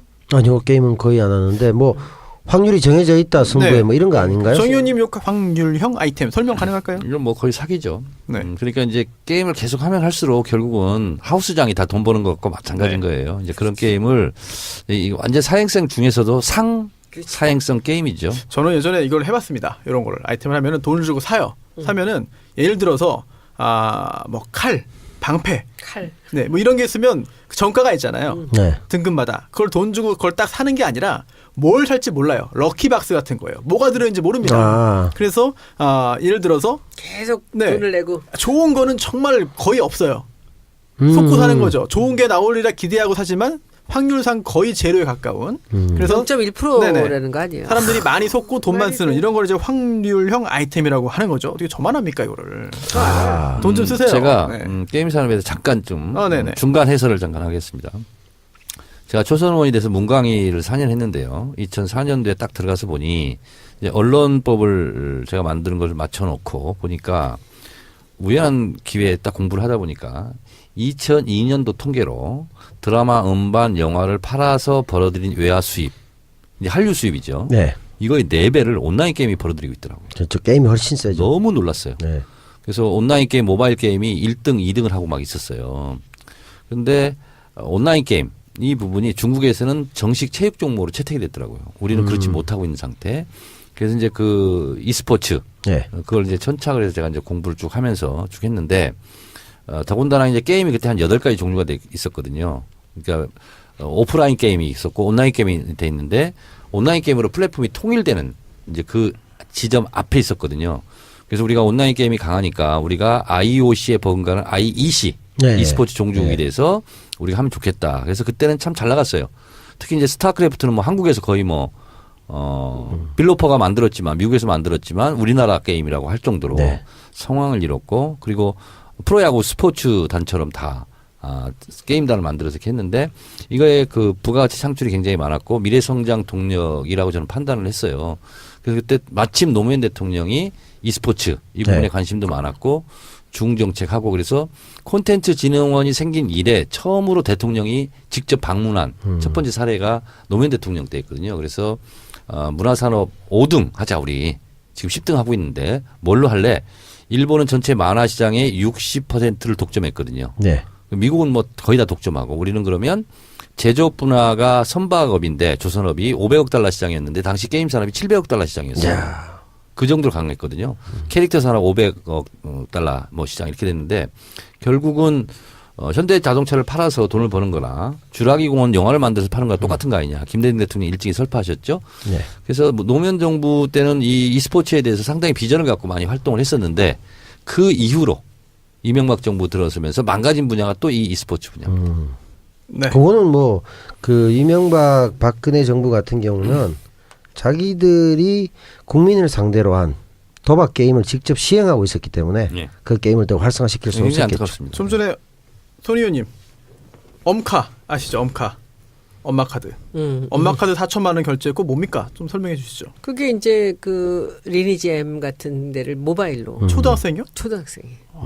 결제가 가능하군요. 그렇게도. 근데 이제 엄마 카드로 지금 가능하겠죠. 10년 전만 하더라도 게임 한도가 없어요. e스포츠 이 모바일에. 게임, e스포츠 게임이 근데 그걸 나오면 못하게 하는 거야. 그 네. 게임사가. 창의적이고 새로운 게임이 나오는데 지금은 뭐만 조금씩 변경해가지고 돈만 뜯어간다는 거예요. 아. 그렇죠. 그래서 굉장히 이게 불만이 많더라고. 현질 유도. 현질료도. 이거 네. 잘하시네요. 네? 잘하시네. 조금 그 어깨 뭐, 그 근데 잘 이제 모릅니다. 네. 종사하신 것 같아요. 언론사들이 이제 그런 그 아주 그 좀 그런 이제들이 붙어 있고요. 그러니까는 이게 게임 업체들이 자기들끼리 이것을 카르텔 같이 뭉쳐 있는 거예요. 그리고 거기에 언론사도 몇 개 붙어 있고 거기 댓글 부대들이 또 있어요. 게임 산업협회라고 있어요. 네, 여기서 이제 큰 피해를 보는 건 유저들하고 그리고 게임을 개발하는 사람들 개발자. 있죠. 개발자들이 늘 이런 그 확률형 게임만 만들다 보니까 제대로 된 그 정말 상품성 있는 정말 예술성 있는 그런 게임을 못 만들잖아요. 그럴 기회가 안 오는 거죠. 대기업들이 다 이쪽으로만 가 있으니까. 그래서 이제 제가 그 자료 요청을 한 게 뭐냐면 확률형 게임이 전체 게임에서 몇 프로가 되느냐 말 안 해요. 안 줘요. 그리고 매출에서 얼마냐 몇 프로 안 줘요. 딱 자기들이 딱 담합을 하고 안 내놔요. 아 그래요. 안 내놓는데 지금 이제 중요한 거는 뭐냐 문체부에도 이 적폐들이 그대로 있다는 거예요. 그러니까 제가 이 일을 여명숙 지금 게임관리위원회 위원장하고 네. 있잖아요. 네. 이 양반 목을 걸어내고 한 거예요. 300명 국회의원 중에서 이걸 받아준 게 저 하나밖에 없대요. 아. 그러니까 지금 우리 당에서도 전부 적입니다. 내가 완전 쥐레밭에 들어간 거야 지금. 그러니까 뭐 지금 댓글로 폭파잖아 거의. 네. 그래서 제 댓글 지금 친구만으로 조정했어요. 왜냐면 별별 사람들이 다 와. 아, 그럼 주로 공격 내용이 네가 뭐 알고 그러느냐? 네가 게임 뭐 알고 그러냐? 게임 자체를 망치려고 그러냐? 손혜원 의원이 이런 거야. 게임 산업을 이렇게 위축시켜야 되냐? 막 이렇게 나오는 말도 안 거예요. 되는 소리거든요. 그 얘기가 아니고 그 게임이라는 건 정말 21세기에 저는 가장 훌륭한 아트라고 봐요. 그렇죠. 이 가상현실, 가상 세계로 가서 사람들한테 경험을 네. 주면서 그것이 놀이가 돼야지 노름이 돼서는 안 되잖아요. 폄하할 이것도 때는 아직의 아닌 거죠. 그겁니까? 아니 명언입니다. 아, 이거 명언이죠. 놀이가 돼야지 노름이 되면 안 거예요. 된다. 놀이가 돼야죠. 즐거우면 돈을 내고 하잖아요. 네. 근데 그게 노름이 돼서 돈질을 하게 만들면 안 되는 거지. 그렇죠. 근데 그걸 어린아이들 상대로다가. 한때 그 팡야라는 게임이 있었어요. 네. 그 굉장히 인기 있었고 예를 들면 그런 걸 만들어야지. 만들려면. 방향 좀 하셨어요? 저는 안 했어요. 저는 근데 스타크래프트. 우리 근데 저기 손변이 게임 좀 하시는 것 같아요. 아, 좀 잘 못해요. 아니, 내가 근데 어제 채널 돌리다가 네. 스타크래프트를 또 하대 지금도. 네. 오랜만에 봤어요. 몇 년 전에. 투요? 몇 년 만에. 아니 원. 원을? 네. 아, 원 대회가 재미없어. 또 있어요? 재밌던데. 그래요. 저는 이제 스타크래프트를 제가 좀 배워가지고 초선 때는 일일에 싱글 게임을 매일 했어요 제가. 그래서 컴퓨터 세대랑 나랑 붙으면 내가 승률이 100%였어요. 그러니까 이게 기술이 좋아서 게임에서 이기는 건 전 좋다고 봐요. 근데 기술이 아니라 무조건 시간에 확률 연습해가지고. 갖고만 하는 거 이건 안 되죠. 그렇죠. 근데 오늘 제가 이 전북 병원에 또 하나 되게 그 좀 의미 있는 그런 이제 일을 하고 왔는데 국감에서 그러니까는 작년이에요. 작년 이맘때 9월 달쯤에 그 한 가족의 할머니와 누나와 이 2살박이 애가 셋이서 이렇게 길에 있다가 레카차가 뒤로 미끄러져 내려오면 셋이 다 사고를 입은 거예요. 네. 그래서 셋이 다 전북대학 병원을 간 거야. 국립대학이죠. 갔는데 그 이 엉치뼈 여기 이 골반뼈가 다 으스러졌는데 이 미세한 그 신경을 잇는 사람이 없다고 7시간을 둔 거예요. 아이고. 그래갖고서는 뭐 다시 이제 뭐 어디 수원으로 병원을 갔는데 과다출혈로 죽은 거예요. 그리고 그 할머니도 7시간 반을 뒀다가 그 마취 주사를 맞고 50분을 뒤에 수술을 했어요. 근데 그 수술이 선생이 없었던 거예요. 그 당직 선생이 있어야 될 거 아니야. 당직이 어디론가 간 거예요. 그래서 결국은 게임하러 갔구나. 술을 먹었겠죠. 아, 저는. 술을 먹. 그러니까 못 왔겠지. 게임 산을 왜 또 그래서 위축시키십니까? 결국은 다른 사람이 7시간 뒤에 나타났는데 그 사람도 약간 술 냄새가 났다라고 옆에 증언이 나오는데 그게 국립대학이 할 일입니까? 그리고 이 가족들이 이제 저희한테 다 보내온 건데 뭐냐면 한 번도 사과를 안 했다네. 진심으로 병원장이 한 번도 사과를 안 했대. 그래서 오늘 이제 한바탕 하고 나서 사과를 무릎 꿇고 사과하시라고.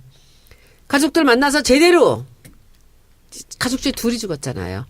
세상에 그것도 절대 접고 제가 딴 병원 선생님한테 물어봤더니 뼈가 부러지거나 하는 사고를 절대 죽지 않는데요. 그렇죠. 근데 죽었다면 그것은 과다출혈. 골반 부분을 다쳐서 과다출혈로 죽었을 거래. 이 핏줄이 많이 모여있다는 거지. 아니나 달라 과다출혈로 죽은 거예요. 근데 그거 하나 응급처치할 사람이 없다는 거예요. 이 전북대가. 오늘 그냥 하고 왔어요? 네.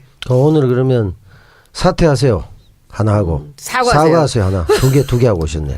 큰 일을. 사실 국감 관련된 내용 간단히 좀 살펴보고 마무리하고 그다음에 또 민주노총 관련해서 네. 정 의원님이 또 하실 말씀이 청와대? 있지 않겠습니까? 그래서 국감 관련해서 다른 이슈도 좀 짧게 좀 짚어보면은요. 강원랜드 네. 권선동 의원뿐만 아니라 사촌 동생 권은동 강원도 축구협 회장입니다. 인사청탁에 연루되어 있다는 그런 주장이 나온 건데 국정감사장에서 이런 주장이 나왔어요. 자, 그런데 여기에 대해서 자유한국당은 적반하장식으로 이거 도대체 자료 출처가 뭐냐, 위법하게 수집한 거 아니냐라고 물타기를 하고 있습니다. 자, 그 뜻은 뭐야? 위법하게 했다는 거 사실인데 어떻게 알았냐? 이거지. 그런가요? 그렇죠. 그거죠. 그거죠. 뭐 정윤의 문건 때도 그랬잖아요. 네. 사실이면 왜 유출했어? 네. 이거잖아요. 아니 우리 정치 알바가 이제 약간 좀 법 관련된 또는 재판 관련된 수사 관련된 부분이 나오면 얘기가 끊어집니다.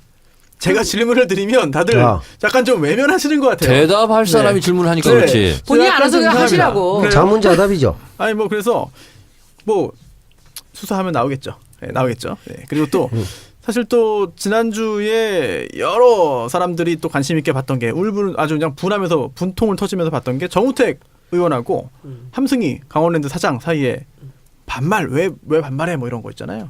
그것도 보셨나요 좀? 네. 아니 뭐 밤도 아닌데 반말해. 네. 남 배우님 보셨습니까? 영상? 네.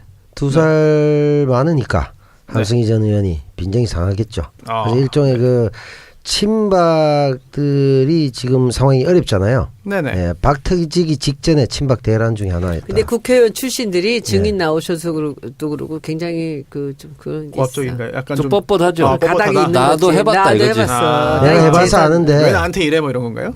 야, 내가 공천 받았으면 몇 선인 줄 알아? 뭐 이런 뜻이 깔려있겠죠. 야, 너 초선이지? 뭐 이런 뜻이겠죠. 나 국회의원 때 너는 뭐 있었어? 그런 거죠. 그런 거지. 네. 네. 그리고 정 학교 의원님 다녔는데요. 정 의원님 같은 경우에는 야, 13579 때 내가 하는 거야. 다음에 반드시 한다. 21 때. 딱 이렇게 나오는 거지. 13579. 네. 홀수 때만 하시는 분들. 17대 19대 20대 안 되잖아. 21대 하시고. 그렇게 해서 10선까지인가. 20대 안 된다고 10 그래요. 내선 내년에 한다고 보궐선거가 얼마나 쏟아져 거의 나오는데. 120세까지 하신다 그랬죠. 일단 건강 유지가 관건이네요. 그렇죠. 단식도 많이 했기 때문에 아마 오래 사실 거예요. 3일 정도는 라면 하나로 사시는 분인데 뭐 사실 충분히. 촛불 이제 벌써 1년이 지났습니다. 네. 그렇죠? 그래서 여러 가지 그런 기념 집회도 있고요. 또 여기에 또 사실 문재인 대통령과의 뭐 1대1 대화를 요청하는 그런 분도 계시고 또 거기에 대해서 또 문재인 대통령을 또 좋아하는 분들이 또 반발하는 그런 여론도 있고 그것도 짚어보고 제일 싶은데 논란이 됐던 게 청와대 행진이죠. 그렇죠. 예. 네. 요거를 이제 살펴보기 전에 광고 듣고 오시겠습니다. 가지산 돼지국밥. 네. 울산에 있죠. 가지산이. 찬바람이 싸늘하게 뒷밤을 스치면 울산에 있어요. 돼지국밥이 생각나지요. 예. 나 호빵인 줄 알았네. 맛도 좋고 몸에도 좋은 가지산 돼지국밥. 100% 국내산 돼지 앞다리살만을 사용하고 다양한 한약재와 함께 7시간 이상 구워 만든 육수로 돼지국밥 특유의 냄새가 없고 진한 국물이 특징이라고 하고요. 가지산 돼지국밥의 뜨거운 국물로 원기 회복을 하시고 천고마비의 계절 힘차고 건강하게 보내시길 바랍니다. 주문 전화는 010-9625-3900번 9625-3900번이고요. 홈페이지 주소는 가지산몰 한글로 .com입니다. 예. 청내당입니다. 네. 네, 돼지산 가지국밥. 아유 헷갈리네. 돼지산은 어디에 있는 산입니까? 가지산은 울산입니다. 가지산 돼지국밥. 가지산 울산 있는 거 처음 알았습니다. 야, 제가 왜 그런가 하면 네. 가지산 돼지국밥을 수다맨 무료화 당시에 네. 광고할 때 최욱 씨가 고향이 울산임에도 불구하고 지가 홍보해놓고 네. 가지산이 어딘지 몰라가지고 우리가 찾아봤습니다. 아이고. 네 집 옆이야 이렇게 된 거죠. 근데 최욱 씨는 사투리 별로 안 쓰네요. 울산 분인데. 부모님은 서울 분이고 이제 네. 그 학교는 이제 울산 쪽에 다니다가 대학을 서울로 왔는데 그래서 정체성에 심한 혼돈을 겪고 네. 본인은 유리할 때는 울산이라고 주장하고 아닐 때는 또 뭐 불리할 때는 아니라고 네. 하는데 그러다 보니까 말투가 전혀 알 수 없는 네. 그런 말투. 여기서 디스하시네 또. 실제로 우리도 알고 있습니다. 본인도 뭐 알겠습니다. 그랬는겨 이런데 전혀 TK 정서가 안 나옵니다. 남배님의 디스 잘 들었습니다. 네. 대한건축건에서 건축이 필요한 건축주와 건축사를 연결시켜주는 건축중개 서비스 대한건축거래소인데요. 집 지으시려는 분들 많이 계시죠. 그럴 때 고민만 하기보다는 전문가 건축사의 상담이 필요합니다. 연락 주시면 친절하게 상담해 드리겠고요. 여러 건축사, 실력 있는 건축사들이 협업 제의까지 해주기 때문에 연락 부탁드립니다. 그리고 또 하나 단골 광고 주세요. 대한건축거래소 아주 기쁜 일이 있다고 합니다. 첫 딸을 출산했는데요. 축하드리고요. 아빠와 띠동갑이라고 합니다. 딸이 네. 24살? 36살? 36살? 48? 36이겠지. 그런가요? 아니, 24세 낳았으면 이런 거 아니지. 24또 띠동갑이잖아요. 아니 그렇지만 그 24세 사업을 할 개연성 희박하잖아요. 그렇네요. 36은 된다고 봐야죠. 저는 이제 좀 이따가 집 지면은 여기다 연락 드릴게요. 계획이 있으신가요? 저 남산에 있는 집들이 지금 다 팔려 나갈 것 같아서. 그래요? 그러면은 팔려 나간다는 게 무슨 말씀이세요? 누가 사기로? 누가 사기로? 그러면 제가 건축을 좀 해야 정리를 해야 되잖아. 그래요? 예. 그래서 그냥 아 건축 신축이 아니고 신축. 신축? 신축이 있지 리모델링 그래요? 있지 이런 거 다 봐주시지 않겠습니까? 아 여기서? 그럼요 전문가인데요. 네. 네. 아니 근데 한 채도 네. 아니고 남산에 있는 집들이라고 하셨어요. 네. 남산에 집도예요. 다주택. 네. 둘. 오. 둘. 예. 뭐 둘도 복수고 셋도 복수니까. 예, 네. 예. 건축 전문가가 필요할 때 셋. 사실은 사실은 셋이랍니다. 사실은 셋. 네. 실소유주는 네. 네, 본인이라고 하십니다. 네. 대한건축거래소 대건소를 검색해 주시기 바랍니다. 네, 광고 듣고 오셨고요. 정 의원님, 네. 조금 전에 준비하신 그 내용 궁금합니다. 뭐요? 청와대 행진.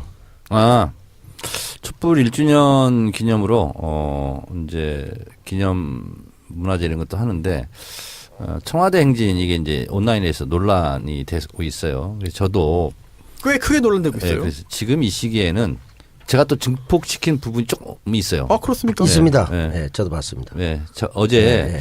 그래서 제가 민주노총께 건의드립니다. 그래서 트위터 날렸는데 아 트위터로. 예. 네. 뭐냐면 지금 이 시기에 청와대 행진은 적절하지 않는다. 네. 그리고 오히려 이명박 그렇죠. 구속 수사 뭐 이런 걸 때문에 이명박 집 앞으로 가는 게 차라리 낫지 않냐? 이게 사실은 그렇죠. 민심이다. 네. 그래서 좀 제고해 줬으면 좋겠다. 근데 이제 오늘 보니까 여러 매체에서 네. 이제 논란이 되고 있어요. 그래서 제가 또 트위터로만 하기에는 또 그렇고 그래서 관계자한테 전화를 했습니다, 제가. 그래서 정말 이렇게 되면 일반 시민들이 참여하기는 좀 꺼려진다. 애매하죠. 애매하다. 그래서 좀 제고해 줬으면 좋겠다. 예를 들면 뭐 자유한국당 당사로 간다든가 네. 아니면 뭐 검찰로 간다든가 뭐 예를 들면 이명박 뭐 삼성동 뭐 이런 데로 간다든가 이런 게 낫지 않겠냐. 그래서 좀 정중하게 제가 말씀을 드렸어요. 좀 제거해 줬으면 좋겠다. 그리고 청와대 이 부분은 오해 소지도 있고 마침 청와대 만참 불참까지 겹쳐가지고 네, 그렇죠. 오해 소지가 너무 크다. 그래서 만약에 그렇게 하려면 우리 청와대에도 우리가 이제 정권 교체도 했고 청와대까지 이제 자유롭게 행진도 할 수 있고 그러니까 우리가 잔치 분위기로 네. 우리가 확보한 거리를 우리가 가자. 그래서 다른 기회에 청와대로 가서 북도 치고 장구도 치고 네. 깽가리 치고 갔으면 좋겠다. 그래서 이번에는 좀 안 그랬으면 좋겠다. 나는 좀 진짜 걱정된다. 네. 그렇게 얘기를 했습니다. 반응이 좀 있었나요? 그 글에 대한? 이렇게 통화를 해보니까 네. 진짜로 고민을 많이 했고 저하고 통화를 하신 분은 본인도 그렇게 건의를 했다. 네. 제안해놨다.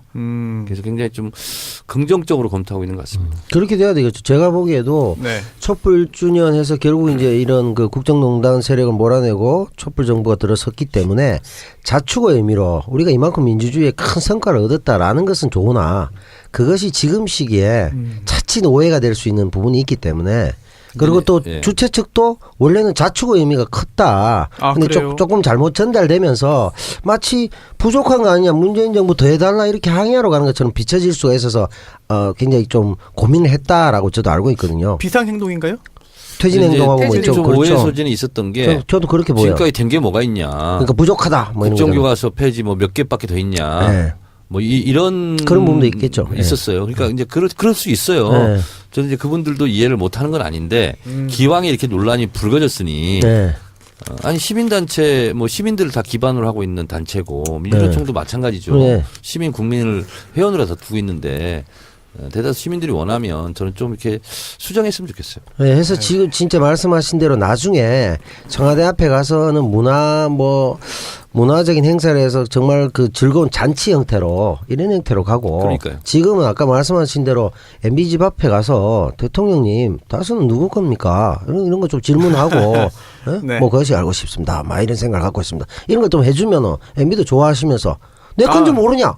이렇게 나오시면 좋아할까요? 얼마나 좋아하겠어요. 지금- 다음에 또 아침 이슬 부르면서 더 하지 않느냐 이거. 아하. MB 집 앞에 가서 1인 릴레이 하고 있거든요. 하고 다수는 있어요? 누구 겁니까? 청래당원들이야. 아. 지금 하고 있습니까? 청래당원들이 같이 하고 있어요. 그럼 지금 공당은 뭐 하고 그 사당이 그렇게 열심히 하고 있는데 대단합니다. 야. 정말 정례장 너무 대단하고요. 이쁘지 않아요?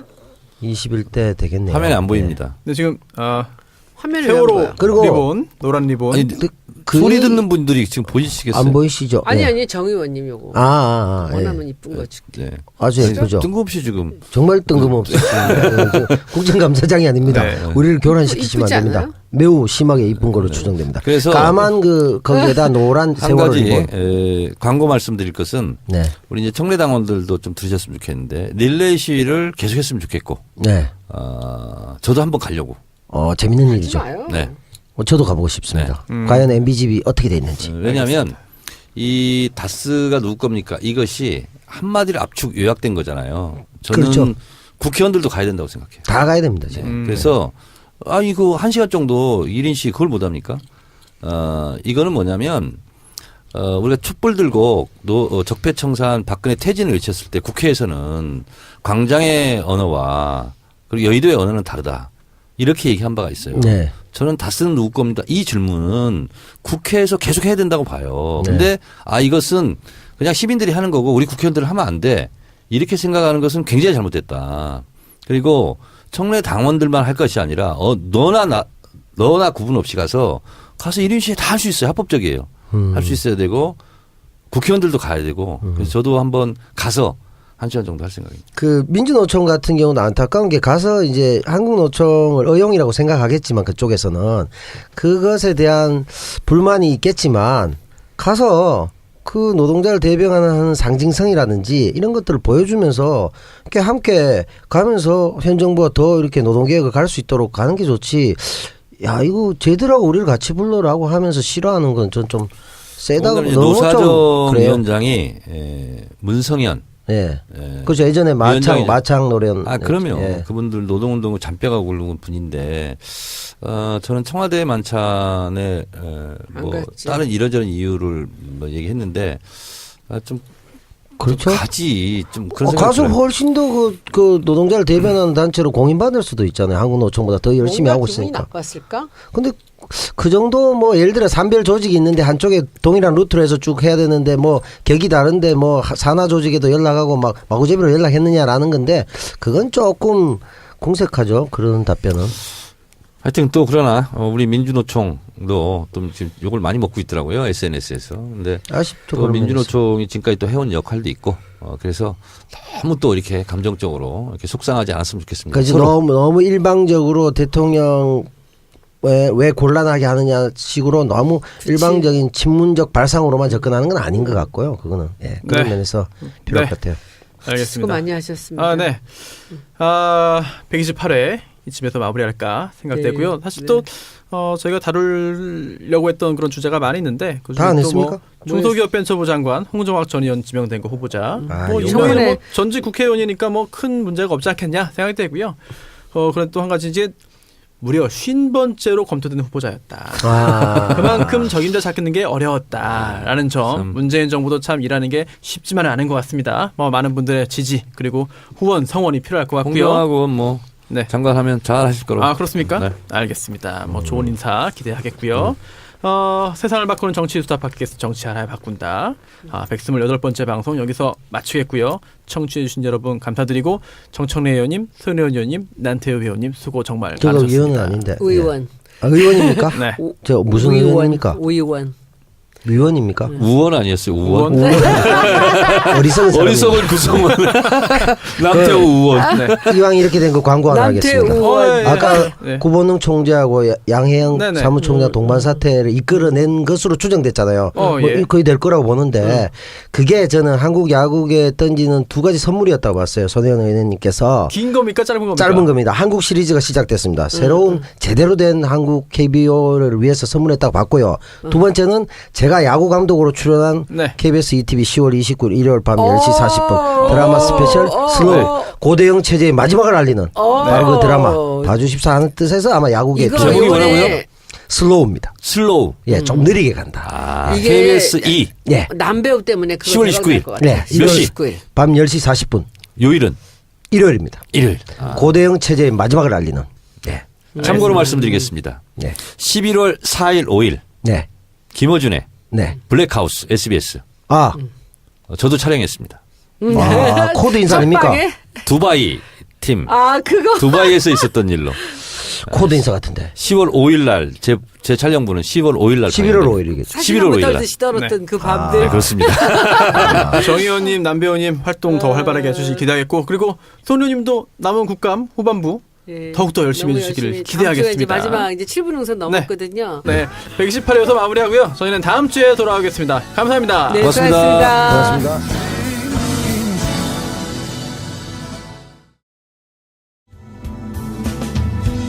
네, 세상을 바꾸는 정치 수다 팟캐스트 정치 알바 정치 알아야 바꾼다 128번째 방송 시작하겠습니다.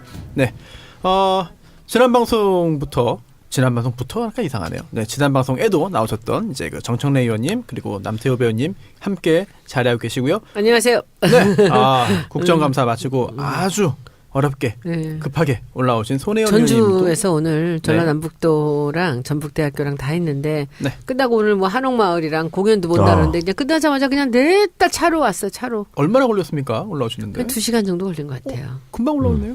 2시간 조금 더 걸렸나? 근데 하여튼 좀 미안하더라고. 전주 시장님도 오시고 다 오시는데. 근데 지방 내려가 보니까 정 의원님 그거 많이 경험해 보셨죠? 이게 던지지 어떤 사람 와서 팬이에요. 정치 알바 잘 듣고 있어요. 이런 사람들 되게 많대. 그 교직원들 이런 사람들. 전주 시장보다 정치 알바 청취자를 더 사랑하는 손혜원 의원님 모시고. 어떡해요. 그래도 한 번은 제가 해야지. 이왕 하는 거. 아니 손혜원 의원님 지난 회에 나오셨으면 좀 여쭈고 싶은 게 있었는데 새로운 팟캐스트. 네, 많은 분들이 들으셨습니다. 네, 오만과 편견이죠. 어떠세요? 시험 방송이죠? 뭐 반응은 지난번에 정치 알바, 검찰 알바보다는 더 좋은데. 그래요.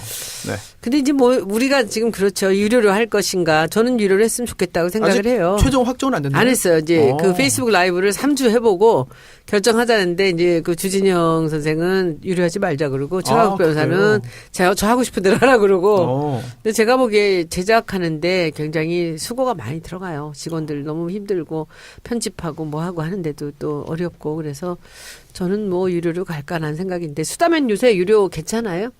뭐 저희들은 이제 처음부터 계속 그냥 계속 보합 상태를 유지하고 있습니다. 그래도 뭐 에피소드가 둘이니까 좋을 것 같은데 저는 괜찮대. 저 다 들어요. 하나도 안 빼놓고 다 듣고 있어요. 그럴 줄 알고 제가 듣지 않고 있습니다.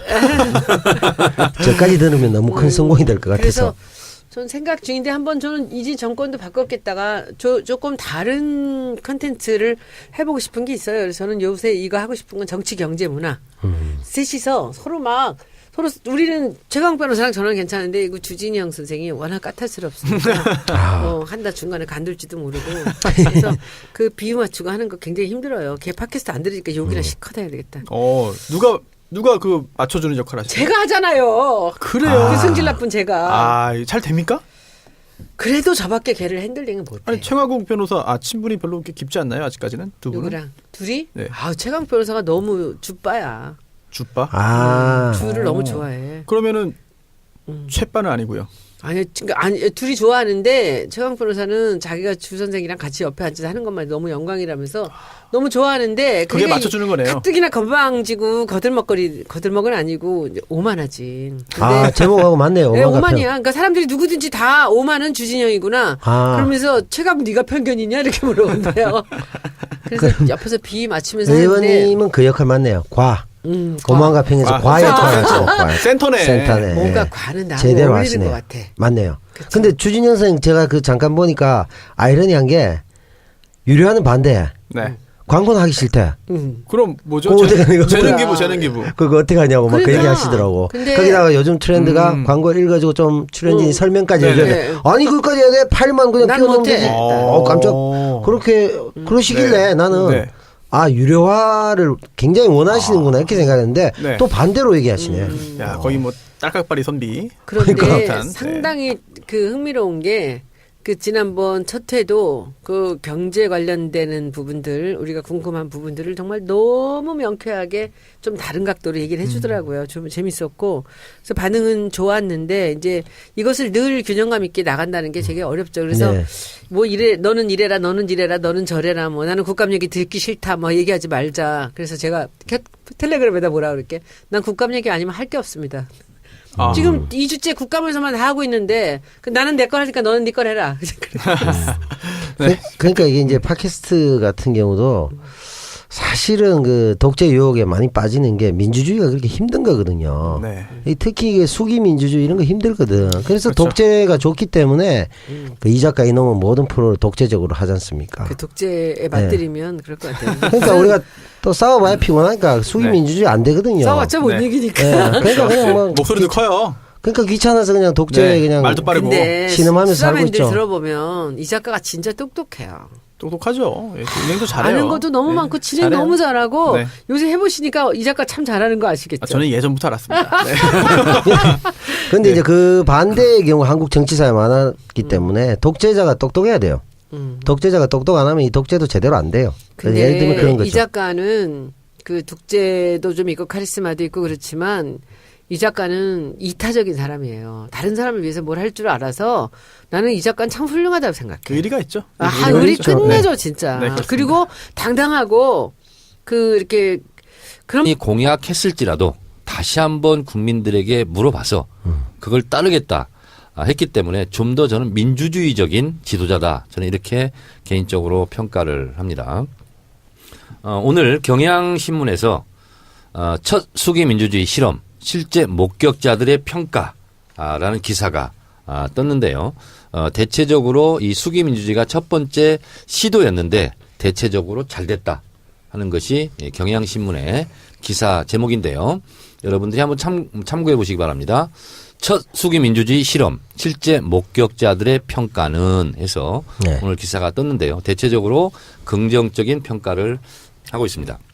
저는 수기 민주주의 이 과정을 통해서 신고리 건설 중단이 결정이 됐는데 우선 신고리 건설 569기 건설 중단을 위해서 그동안 진짜 헌신적이고 몸바쳐 싸워오신 중단을 외쳤던 저도 거기에 속하고 네. 개인적으로는 문재인 대통령도 그런 입장이었습니다.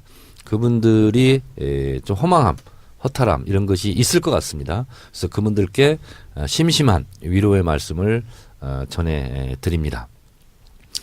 그런데 이런 방침이 정해져서 그 공론화위원회의 결정을 따르겠다고 했고 청와대는 즉각 수용 입장을 밝혔습니다. 그래서 그 부분은 그렇게 갈 것 같습니다. 근데 우리가 이 부분에서 한 가지 우리가 짚어봐야 될 것은 노무현 대통령이 탈원전 정책을 공약을 했지만 노무현 정부 5년 동안 원전을 다 없애버리겠다. 그런 게 애초에 공약이 아니었습니다. 그러니까 노후가 된 수명이 된 것은 자동적으로 폐기하는 방식으로 해서 노무현 대통령 공약을 한 걸 보면요. 2079년까지 원전 제로를 만들겠다고 했습니다. 그러니까 임기 5년 동안의 공약이 아니라 향후 60년 동안 탈원전 정책을 하고 그 첫 발작을 문재인 정부 5년 동안 가져가겠다. 이렇게 했던 거거든요. 그래서 문재인 정부가 5년 동안 원전을 다 폐쇄하겠다. 이렇게 또 악선동을 하는 것은 잘못돼 있다. 좀 전에 그 노무현 정부라고 말씀하신 게 다 문재인 정부죠? 네, 문재인 정부입니다. 네네. 예. 노무현 문재인 정부가 뭐 거의 갔기 때문에 그렇게 저도 자꾸 지금 실언을 하고 있는 것 같습니다. 반정부 인사십니까? 아닙니다. 항상 헷갈리더라고. 얘기하다 보면. 그래요? 아니, 이게 네. 첫 단추가 중요한 것 같아요. 제가 노무현 대통령 때 정치를 시작했잖아요. 네, 입문을 하고. 네. 그래서 자꾸 노무현 대통령이 입에 뱄어요. 이해해 주시고요. 네. 그래서 문재인 정부의 탈원전 정책을 요점만 잠깐 말씀드리면 깨끗하고 안전한 대한민국을 목표로 탈원전에 시동을 문재인 정부에서 걸고 있는데요. 2030년까지는 재생에너지 비율이 20%로 확대되어 줄어드는 원자력 발전량은 재생에너지 개발을 통해 채워질 그런 방안을 갖고 있었습니다. 그래서 원전 제로 시대는 약 60년의 시간이 소요되고요. 가동 원전을 2017년 24기에서 2030년 16기 2040년 12기로 줄이고 2019년 비로소 원전 제로가 된다. 이런 장기적인 플랜을 갖고 있었습니다. 2079년이죠? 그렇습니다. 마지막에. 2079년. 네. 그런데 이것이 진짜 차질이 좀 빚어진 것은 어쩔 수 없는 것 같습니다. 그래서 신고리 5, 6호기 이 부분이 이제 건설이 중단될 수밖에 없는 이런 상태입니다. 신고리 5, 6기가 왜 이렇게 심각했냐면 2016년 9월 12일 경주 지진 이후 600여 차례가 넘는 지진 등이 일어났습니다. 이게 상당히 좀 위험한 거죠. 그리고 방사성 폐기물, 환경비용, 사고위험 비용, 갈등 비용 등 사회적 비용을 감안하면 원자력의 경제적 비용은 늘어날 가능성이 더 훨씬 크다는 거죠. 그리고 앞으로 대체 에너지가 개발되고 했기 때문에 무공해 안전한 그런 재생에너지 신대체 에너지로 앞으로 에너지 충당을 하겠다. 이렇게 이제 발표를 한 거죠. 근데 그것이 이제 계획에 수정을 이제 가할 수밖에 없는 그런 상황이 됐다. 이렇게 되고요. 저는 이번에 공론화위원회의 이 과정을 보면서 2박 3일 합숙도 했더라고요. 네. 그래서 반대편, 건설 반대 그리고 건설 찬성 양쪽의 전문가들이 나와서 발제도 하고 이렇게 했는데 그것이 뭐 불공정했다. 내부에 이제 이런 시비거리가 없는 건 아닙니다. 디테일한 문제로 들어가 보면 그러나 이것이 전 국민적으로 이 부분이 그렇게 부정적인 평가를 받고 있는 것 같지는 않습니다. 그래서 한번 시도했던 이 수구 민주주의가 다른 분야에까지 좀 확대되는 것이 어떻겠느냐 이런 여론을 지금 형성하고 있는 것 같습니다. 저는 직접 민주주의와 간접 민주주의 형태가 혼합돼서 이렇게 집단적으로 한번 어떤 문제에 대해서 깊이 있게 들여다보고 공부하고 토론해서 내는 이 도출 과정 이것은 역대 정부에서 없었던 첫 번째 실험이었고 그래서 지금 좀 부족한 부분이 있다면 그러면서도 말이 적고요. 말수가 입이 무겁잖아 이 작가가. 이 작가가 말이 적진 적나요? 않은데 아니에요. 그거는 조금 아니에요. 안 중요한 할 때. 부분에 보완 유지는 되죠. 돼요. 네. 안 할 때는 안 할 줄 아는 사람이에요. 그렇습니다. 매력적인 사람입니다. 남 그러니까- 험담을 잘 안 해요. 안 해요. 사실. 그건 거의 없고 앞에서 독재를 하고 뒤쪽에서는 약간 협의는 합니다. 네. 유일하게 협의할 때가 출연료. 아 내고. 그걸 해야지. 그것도 길게 얘기 안 해요. 네, 내고 치네요. 네. 그 정도면 됐지. 어, 그럼 눈 부릅뜨고 그 협의예요? 협의라고 합니다. 통보 아니에요, 통보? 본인은. 왜? 그러면 옆에서 이제 최욱이나 몇몇 사람이 웅성거리긴 합니다. 네. 정면으로 대답하지 않습니다. 그리고 질문은 나한테 합니다. 네. 됐지? 그러면 네. 이러고 나면 이제 오. 최욱 씨 이런 분들이 뒤에 가서 네. 노조위원장이 뭐하냐고 나머지 행패부리고. 원래 그 뒤에서 민주노총 힘듭니다 내가. 사실 팟캐스트가 여러 가지 형태가 생기는 건 좋은 것 같아요. 그래서 내용도 다양하고 형태도 다양하고 또 유료, 무료, 뭐 광고 있고 없고 다양하게 있으면 좋을 것 같고요. 저희 정치 알바는 무료, 무료화 방송이죠. 네, 그 무료고 또 광고 주님들을 아주 섬깁니다. 야 광고하고 이렇게 띄었다 주님 하니까 진짜 멋있네요. 네, 저희는 섬기는 그런 방송이고요. 좀 무료합니다. 진행하시죠, 계속. 알겠습니다. 그 얘기 하실 줄 알았습니다. 알겠습니다. 네.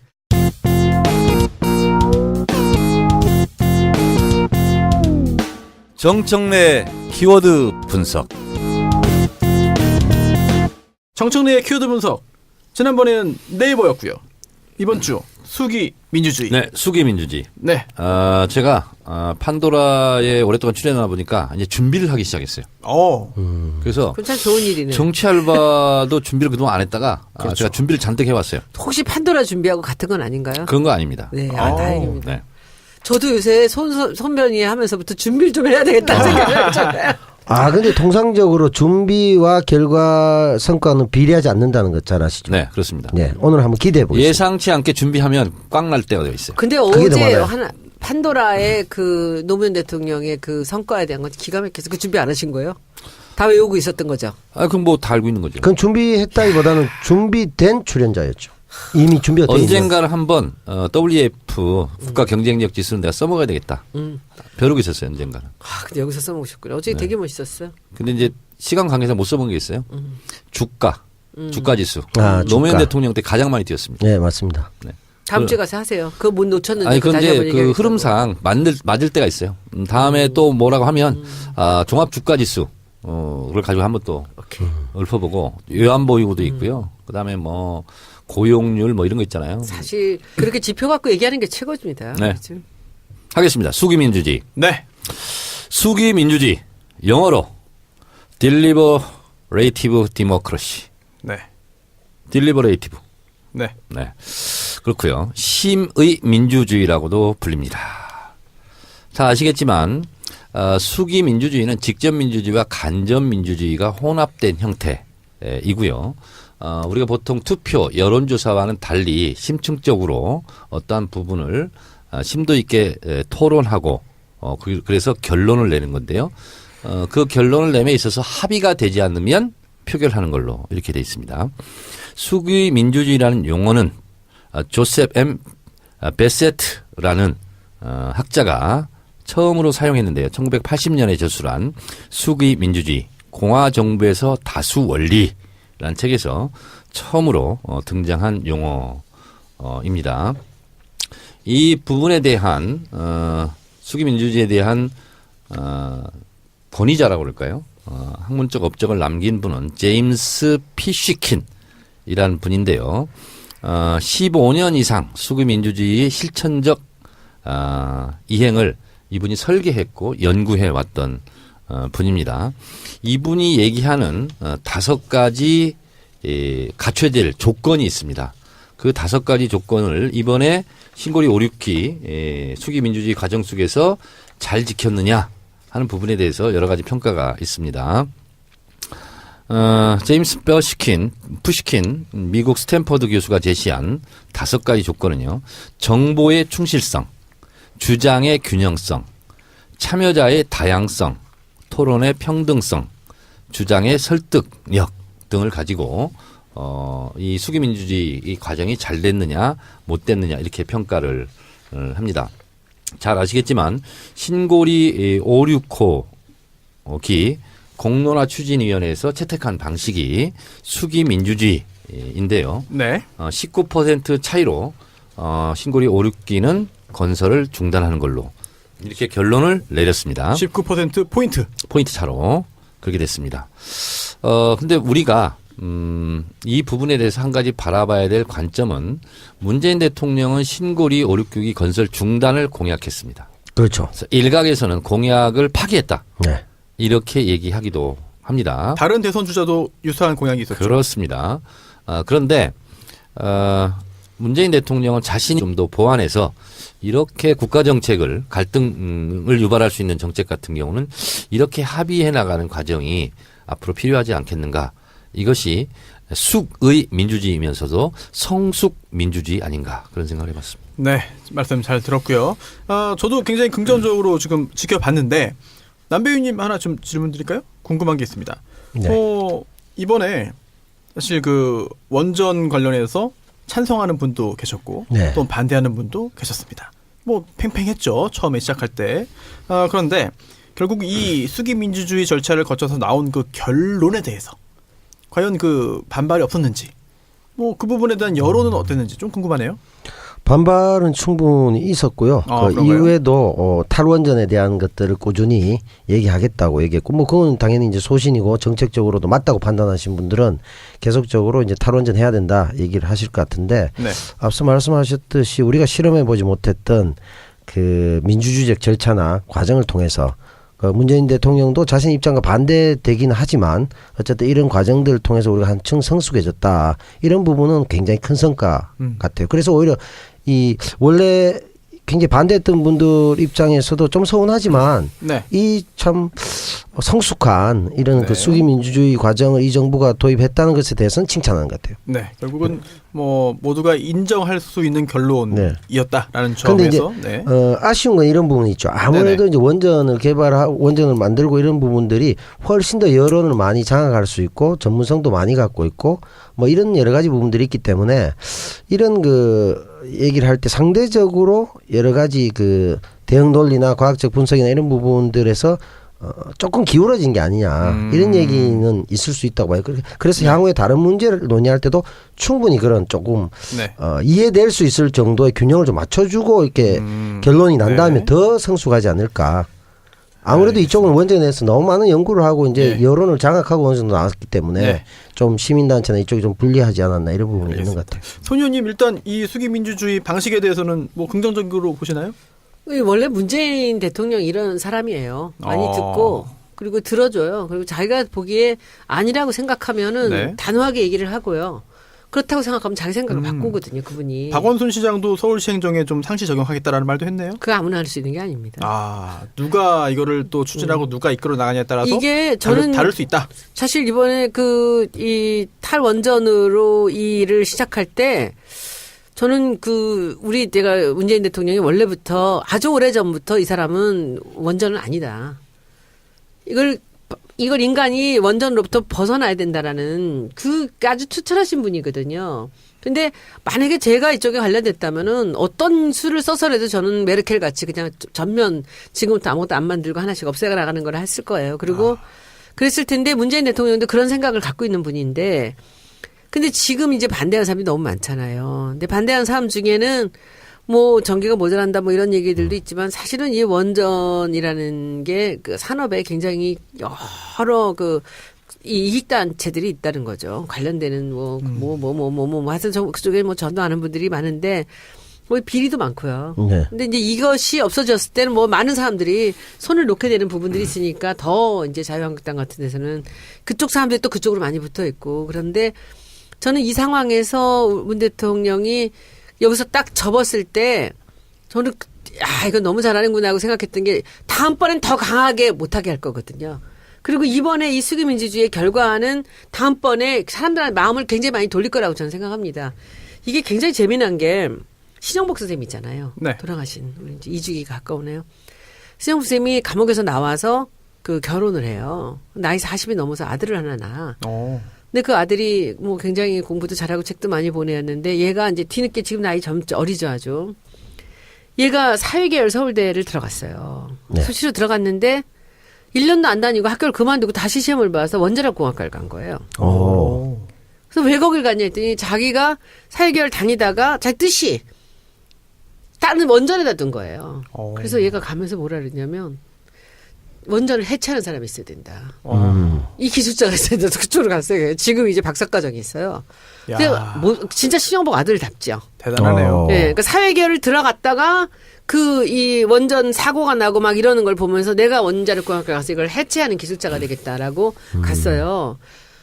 무서운 놈이지 가만 보면. 근데 큰 돈도 벌고 가네요.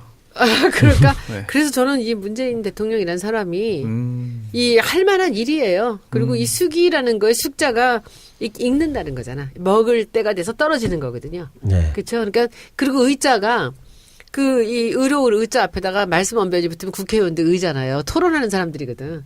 서로 얘기를 하는 사람들인데 익어서 떨어질 때까지 결론이 날 때까지 얘기를 하는 거죠. 그러니까 숙이라는 거는 정말 그 숙자가 정말 성숙한 단어거든요. 요게 그러니까 숙자로서 그 숙으로 토론을 하는 거죠. 그러니까 서로 납득될 때까지 하는데 이번에는 이제 그 조사를 통해서 네. 했죠. 그러면은 이번에 만약에 우리 쪽 이게 원전을 이제 탈원전을 하자라는 쪽이 점수가 많이 나왔다면 다음번에 다 일하기 좀 어려웠을지도 몰라요. 근데 이번에도 사실 탈원전 하자는 쪽은 많긴 했습니다. 아니, 근데 이번에 19%로 건설을 계속 해야 된다라고 결론을 내린 이유는 신고리 5, 6기가 이미 공사가 들어갔어요. 그렇기 때문에 거기서 나오는 피해, 손해액 이런 거 있잖아요. 이것 때문에 사실 결론이 난 거예요.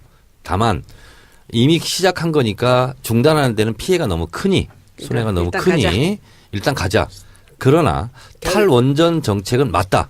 그래서 탈원전 정책에 대한 지지는 더 높아졌어요. 오히려. 네. 네, 높아졌고요. 야권에서 또 이런 말에 대해서는 어떻게 반박했을까요? 사과라는 거? 법적인 근거가 없다.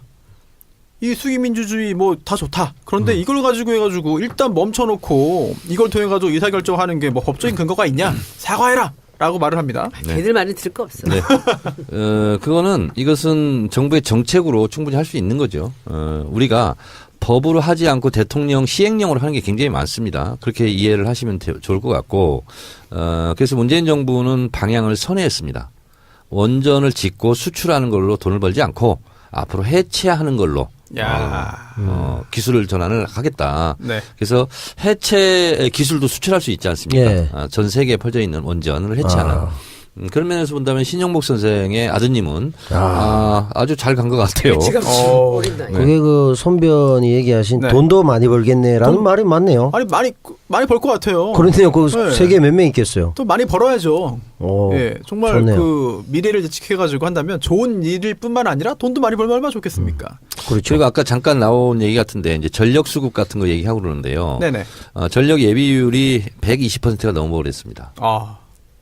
전력 예비율이라는 것은 어떤 거냐면 우리가 여름이나 겨울 최대 피크치. 네. 예를 들면 전력이 100이 필요하다. 네. 근데 20이 남는 겁니다. 네. 20이 남아서 우리가 안정적이다 하는 건데 20은 그만큼 낭비입니다. 어떤 면에서 그렇죠. 보면. 그렇죠. 전력 설비를 다 갖추는데 수조 원이 걸리잖아요. 네. 그 20%는 놀고 있어요. 물도 그래요. 예를 들면 100명 직원이 필요한데 120명을 뽑아가지고 20명은 놀고 있어요. 그거는 경영 그거랑 똑같은 거거든요. 네. 그래서 전력 수급률이 120%가 넘어야 안정적이다라는 기준이 없답니다. 그래요. 지금까지 네. 원전을 계속 지어야 된다는 명분 논리로 이용된 거예요. 전력 수급률은 105% 내면 된다는 거예요. 왜냐하면 네.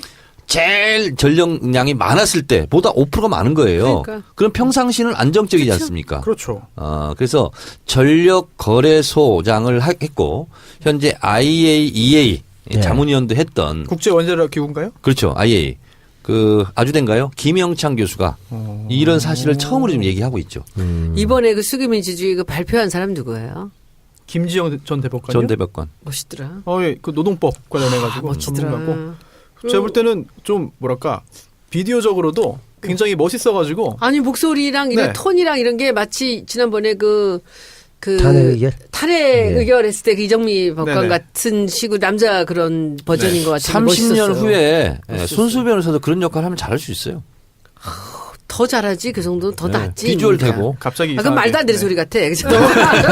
넘어갑시다. 그러니까요. 네. 아재 개그보다 더 재미없는 얘기가 나왔습니다. 그렇지, 그렇지. 네.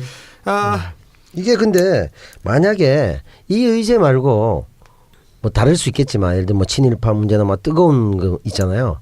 그럴 때 이제 예를 들면 그 고민도 좀 있을 수 있을 것 같아요. 예를 들어 YS 같으면 뭐 예전에 뭘 할 때 그거 좀 고민을 해보고 이렇게 비교해 쓸데없는 소리하고 사람 해! 뭐 이러고 바로 해서 그렇네요. 하나의 뭐 우리 이런 박찬종 뭐 없앤 거 이런 게 있잖아. 얘기했지. 예를 들면 좀 독재적이지만 네네. 전두환이랑 비슷한데요? 그런가? 아니 전두환 두 분이 또 차라리 더 말을 들어주는 두 분이 편이었네요. 폴고 하는 건 좀 비슷하잖아요. 그래서 예. 그런 면에서 아니 보면 목소리가.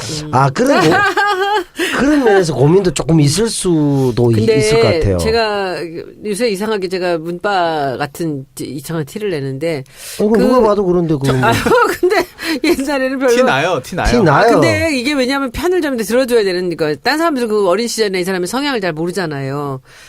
근데 그때 당시에 옛날에도 그 고시패스 하고 이제 연수원 끝나고 나서 그 김현장 같은 데서 오래 한 데도 안 갔잖아요. 그리고 내려갈 때도 벌써 저 고집이구나 마누라 데리고 저런 고생을 시키나 했는데 저는 이분이 자기 소신이 뚜렷한 반면에 어떤 부분은 다 들어주고 귀가 열려 있어요. 근데 웬만해선 자기 생각을 잘 안 바꾸는데 저는 지금도 그 얘기 제가 몇 번 했는데 우리 그 평화시 나가던 날 있잖아. 12월 5일 날. 네. 그때 그거 백남기 노인 사건 나고 나서 네. 왜 국회의원들이 못 나갔냐. 여기서 한바탕 진성준이랑 우리 싸우고 난리를 치고 나서 제가 이제 용기를 갖고 간 거예요. 그래서 그 대표님 방에 들어가서 드릴 말씀이 있다 그랬더니 눈을 끄뻑끄면서 뭐죠? 앉으세요. 그래. 그래서 앉아서 그 얘기를 딱 했더니